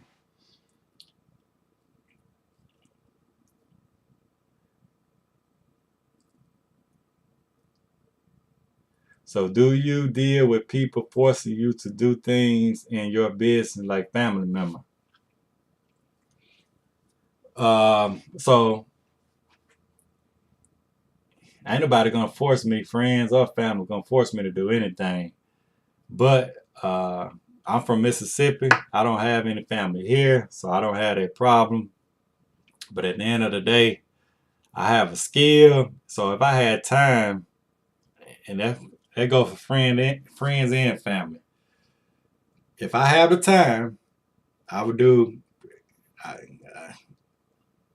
I wouldn't charge them anything for it, probably, or just throw me some, or you have to pay for like the labor.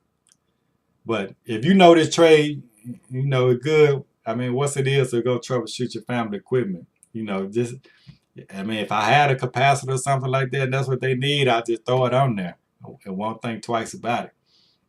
Now if they need a whole new unit, if I had the time, you're gonna at least pay for that unit. So let's say if it costs me $2,000 to provide a condenser, a furnace, and a coil, you got to come up with that $2,000. Don't worry about my time.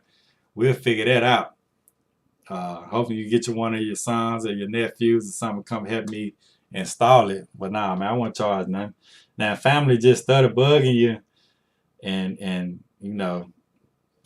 that's a different thing. But that's family. You got to help them out. But if they got the means, to pay you, charge them for it. But if they don't, just go ahead and knock it out when you got time. So you got to keep in mind, they don't come in front of your customers because you got to make a living. But just say if you got a Saturday or Sunday, you ain't doing too much, you'll take care of them. You can't nobody force you to do nothing. I think I met you at Century on Barker, Cypress. I'm late on here, but what do you do if your present employee won't vouch for you taking the test? I think I'm always at that Century on Barker, Cypress. That's really one of my favorite centuries to go to. So you probably seen me there. Next time you see me there, I'll let me. But man, I think it's against the law. You ought to get a lawyer. That's another thing. Google this right here. Google this right here. I'm with them. Even when I was with my employer offered Legal Shield to us. We signed up for them. They would take such and such amount out our check. I think it was like $4 out of our check. So this is Legal Shield right here. You see, it's $24 a month, or you can pay yearly. I think I paid I forgot how much it was, but when I started working for my employer, I still did, got me and my wife this and my company. I forgot how much it was a year, but it may be like $400 or $500 a year. I just pay an annual. I never do anything. All my stuff, that's another tip. I don't do monthly payments. Just sign me up annual, and we'll take care from there. And like Frank say, this is a write-off. So look, $24 a month, you may pay $5 a year. I mean, $500 a year, something like that. But think about it. So even if you want to use this, y'all know this ain't no paid advertising for Legal Shield. But even if you want to do that $25 for 1 month, so sign up for Legal Shield and get a lawyer. Whatever, just say whatever. It can be any kind of lawyer you need. Just say you got a DUI. They got lawyers for that. Just say you want to get a felony expunged. That's how I got mine expunged out of my record. They found a lawyer that was an expert in that field, and they put them on my case. So you'll sign up for them, and they'll give you a plan number. Bam! You call it. You call Legal Shield. Tell them your situation. You explain it to you just how you act on that on this chat right here. But you will look up TDLR. TDLR license. Oh shoot. Just say requirements. I should have put HVAC.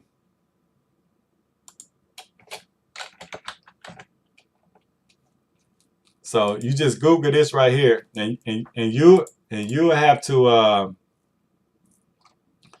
you'll go to the TDLR website. I don't know where it's. I think this is it right here. So this experience requirements, they're gonna tell you everything you need. So if you work, because I think it's illegal. That's why I'm going a legal route, and because it's best for you to get a lawyer, and that lawyer will look over everything. They're going to do all the work for you, and it's free. First and foremost, once you get the lawyer and they review your case, if you have to pay anything, they can almost give you a quote. So, and they'll tell you, okay, if let's say it's $600 for them to pursue this, but they'll once you sign up for Legal Shield, they'll actually mail letters. If you dead serious about this, they'll mail a letter to your employer say you have to sign off on this. If you have the experience, and if it's against the law for that employee, if you have the because you got to think about it, man. If you've been working for a company, let's say you got even if it's not the same company, but you got the requirements, and somebody trying not to sign off on it, man, they got to be illegal. How you gonna not sign off? Well, I gotta work for you the rest of my life. That's what you're saying. So, because you see with these license requirements, though, they you have the greatest of the case exceptions, but you just go to the Class A. You can work on any side. Yeah, you just go. You read over this yourself, because I think it's somewhere in here. I have to find it, or you can look it up. Well, they have to sign off on it. But you can get, like I say, you can get your lawyer, and they're going to they'll write a letter to your employer and say you have to sign off on this, but they're gonna do it. It's better than you writing an email saying, forcing them to do it. When they see that legalized letter from a lawyer and saying, that this has to be done or signed off on, because I mean, at the end of the day, just because you got your contract license don't mean uh, you're gonna leave the company right then. Like I say, you might put your 2 week notice in, or you might tell your employee, 2 or 3 years down the road, you want to start your contract license. And sometimes it's good for your employee to have a secondary license, because a lot of business owners don't have a license. The company that I was working for, my first company I was working for, the owner did not have his contractor license. They used to use a technician license or one of the engineer license. So you might want to tell your, it's good to have a second contractor license. But I'd like to see how that conversation go. I'd like to see how the conversation go. Your employee telling you they're not gonna sign off on it. Can you write down here? Next time you see me at Central or something, you can hit me up and let me know how that conversation went, or you can tell it in the chat. I want to know. I mean, what do you say? No, I'm not going to sign off on your contractor license. Come on, man. If you got the experience, you can't do that. To be honest with you, you can find somebody with their contract like I say, like yours truly. I say, I'm gonna throw this out here. I don't know if I'm gonna charge a fee or something like that. But if you just say, we want to do this thing legit, it don't say nowhere on here you have to work for me for 4 years. You might want to go help me out on the install. Give me a hand, hands on with an install or something. I give you a 1099, and for a fee, I can sign off on your contract license. Cause yeah, you work for me. I know you got the experience, so where it come in at. So this say if I sign off on it, true enough, you ain't work for me 4 years, but you see my just say I signed off on it, you still got W-2s saying that you got the experience that you work for me, even if it's for that weekend, and you got the experience that you work for a company for 4 years. You don't really necessarily gotta, cause you can submit all that all your W-2s, your first W-2, or how many W-2s you got, or your income tax thing, and you show them that's proof of your experience right there. So, I mean, that's just an idea. But yeah, man, look into a lawyer or something to see what they say first.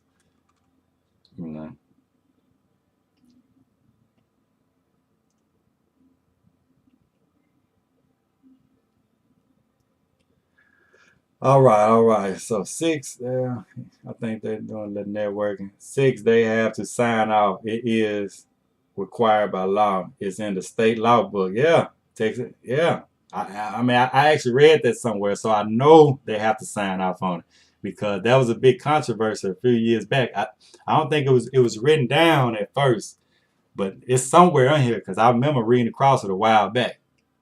Because I mean, all this kind of get. But I say I was cool with the people that I work with, so I already knew I wasn't gonna have that problem. They want to see people grow. Some people want to see people grow. Everybody don't want you, to be a servant and work up under them.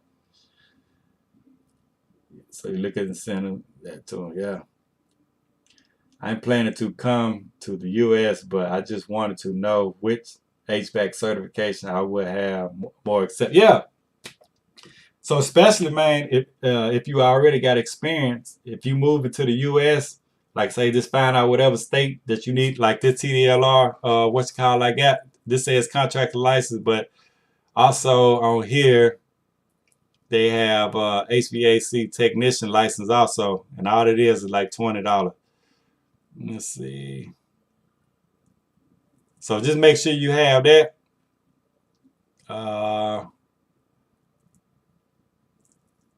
Yeah, here you go right here. Air conditioning and refrigeration right here. So this say, for example, this state right here, all you would need to do is to sign up. You can go to this website or whatever state you go into a website, and they say apply for AC and refrigeration contracts license. And all you want is the technician license. Apply for the technician registration. Apply for the technician certification. I think it's the registration, and all you doing is applying for it. All you doing is submitting all your information out. Application fee is $20. That's it. So it's just $20. So you have that in your EPA license, you get a job. Especially it sounds like you probably already got experience. But all our technicians here has to have that license.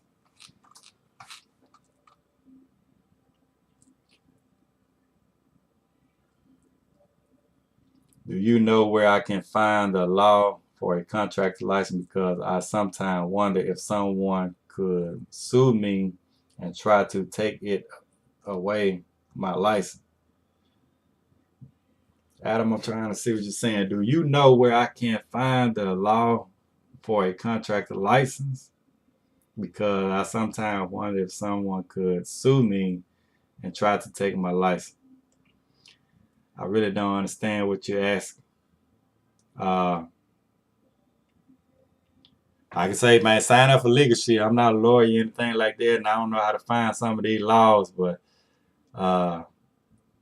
if you do, I mean, if you're a contractor, when you took the contractor test and you studied for it, as long as you stay within them guidelines, they shouldn't have no reason, to take your license. But if you're breaking, certain rules or something like that, or if you're working on equipment that you shouldn't work on, I can understand that. Or I think if you get so many red flags or complaints or something like that, they may try to take your license. But as long as you follow the rules, you ain't got nothing to worry about. I mean, your insurance take care of a lot of this stuff. So, I mean, even if you, Lord forbid, burn somebody's house down, that's what you got insurance for. And when you got your contractor license, for it to be valid, you have to have insurance, period. You can't have a contractor license without insurance.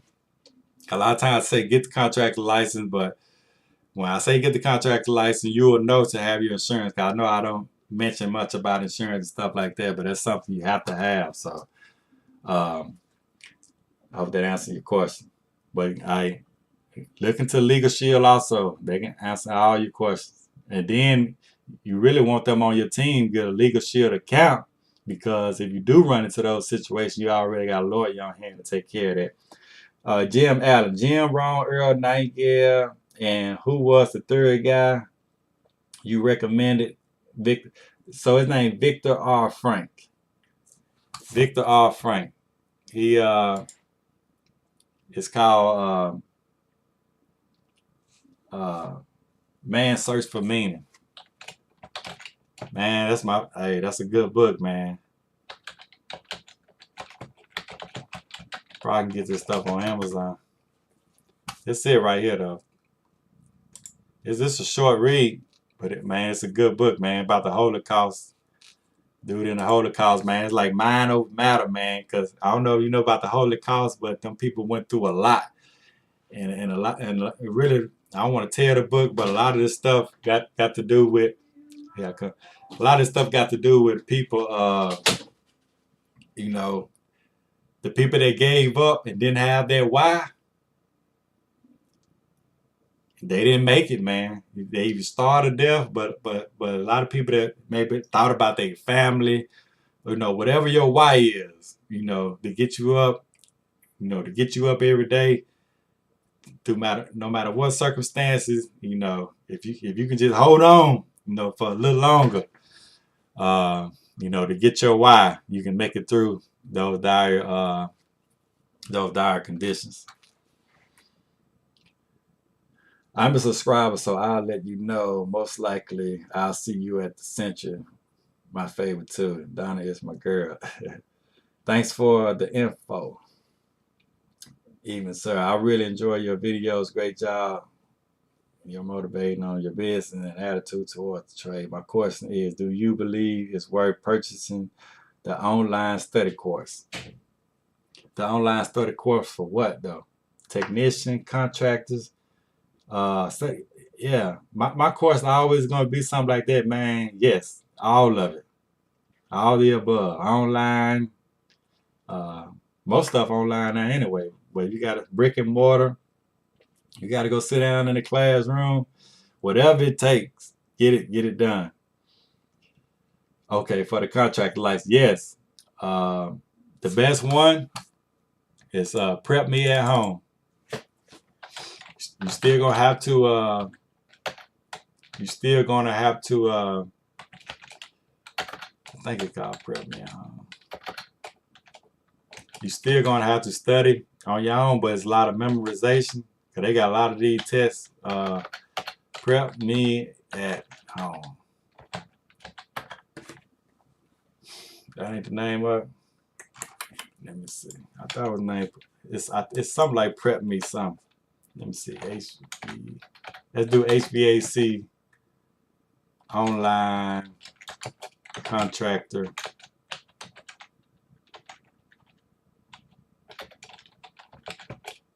Exam prep online. Yeah, this one right here. Prep Me at Home. Let me make sure this the one. There's a lot of them on here. But the one with Natasha and them, this not it. Don't go to that one. Home prep.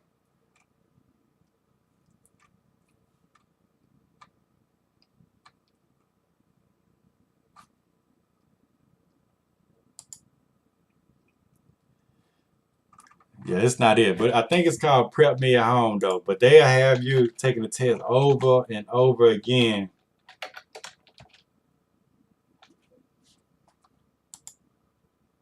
Yeah, I don't know where it's at. But I took one. It was called Prep Me at Home, and I took both of them. Actually, my job paid for me to take the classes, but I did take the online and I took the in-house. So whatever necessary, man. Get it done.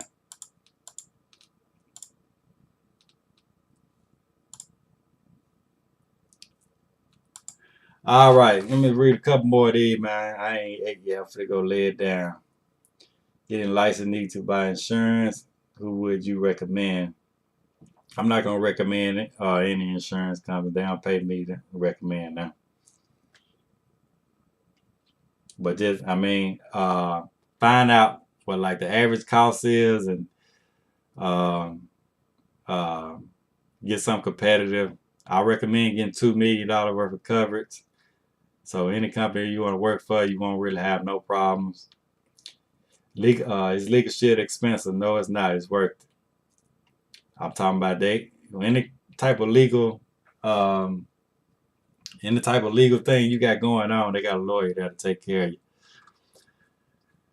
All right, man. I hope I answered most of these questions, though. Y'all already know I don't answer a lot of comments. I'm going to say this once again, but I will try to come on here every now and then and try to answer the comments.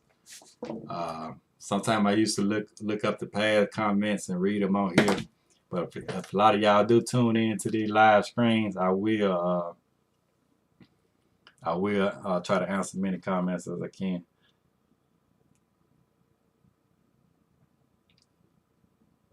I have an issue with lowballing myself and making my price cheap. Yeah, man, don't do that. When I first started out, now, if you want to build your business bank account or whatever, man, that's cool. But stick to your guns. Whatever price you come up with, that's it. I don't negotiate my prices at all. So whatever my price is, that's my price. The only thing I may do, if it's like a big installation or something like that, they can get another quote or something like that, or 2 quotes, and if it's significantly lower than mine, I can't do nothing with it. But if it's something that I can kind of price match, which I do that. But if I tell you my price, hey, that's my price. If you don't want it, that's why I always charge a service fee too.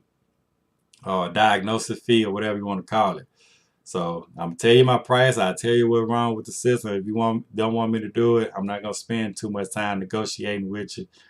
Hey, you just get my service fee, and good luck. At least you know you got to know what's wrong with your system. So both of us win at the end of the day. But I really appreciate your business. I would like to do the work, but that's my cost. Don't lowball you. Like I always say, if you market yourself right, if if you put me side by side with another company, you're not gonna really be able to tell that what people call a chuck in the truck or one man show. It's kind of, I try to handle myself as I got 20 employees. So that's from anything, the website to how my truck look, everything, all my uniforms.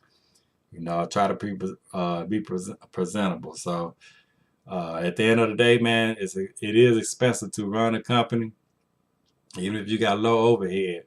These fees for insurance and all that good stuff, gas, all the tools, because I keep a truck. My truck is stocked, so I'm just like any other company. I diagnose a problem, I can fix it right then and there. Even if you think it's expensive, you can get on Amazon. Okay, go and wait. If you got Prime, go and wait 2 or 3 days to get your capacity. You gotta hope that's it. I can guarantee your part. I leave a warranty on your part, and that's what comes with it. That's my price. I'm basically guaranteeing my work. If you're an experienced technician, let's say if you change out a blower motor, but the capacitor bad, but you can put that capacitor on there. You might want to let them know, ma'am, I'm gonna change this capacitor, but good chance that blower might go out 2 or 3 days. So we just go ahead and quote them for a blower motor. Now, if they want to take the capacitor, they can take the capacitor. But keep in mind, the reason I'm charging this rate because I'm gonna put this blower motor in. If something goes on with that blower motor, I'm putting a warranty on it. So it's really worry free to you. If it goes out again, you don't have to pay me nothing. I'll go in there and change it out. So you gotta keep that in mind. I mean, so whatever you charge, man, that's what you charge. But you gotta, guarantee your work. And they'll get it to you.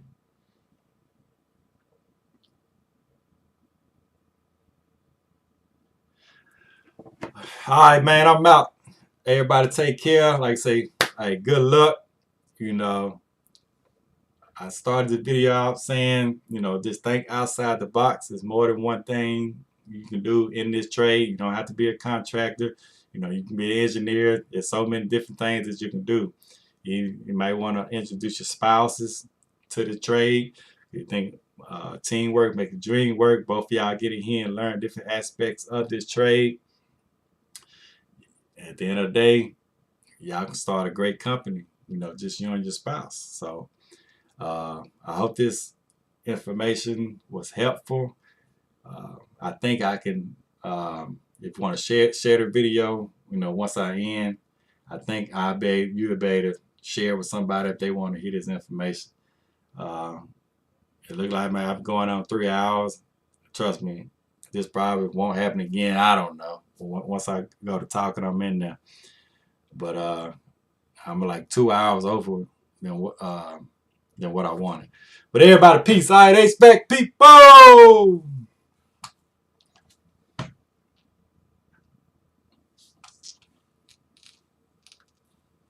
So I'm just trying to get to learn this thing. I don't even know how to turn it off. So once we rolling, we rolling. There you go, end screen. All right, good night.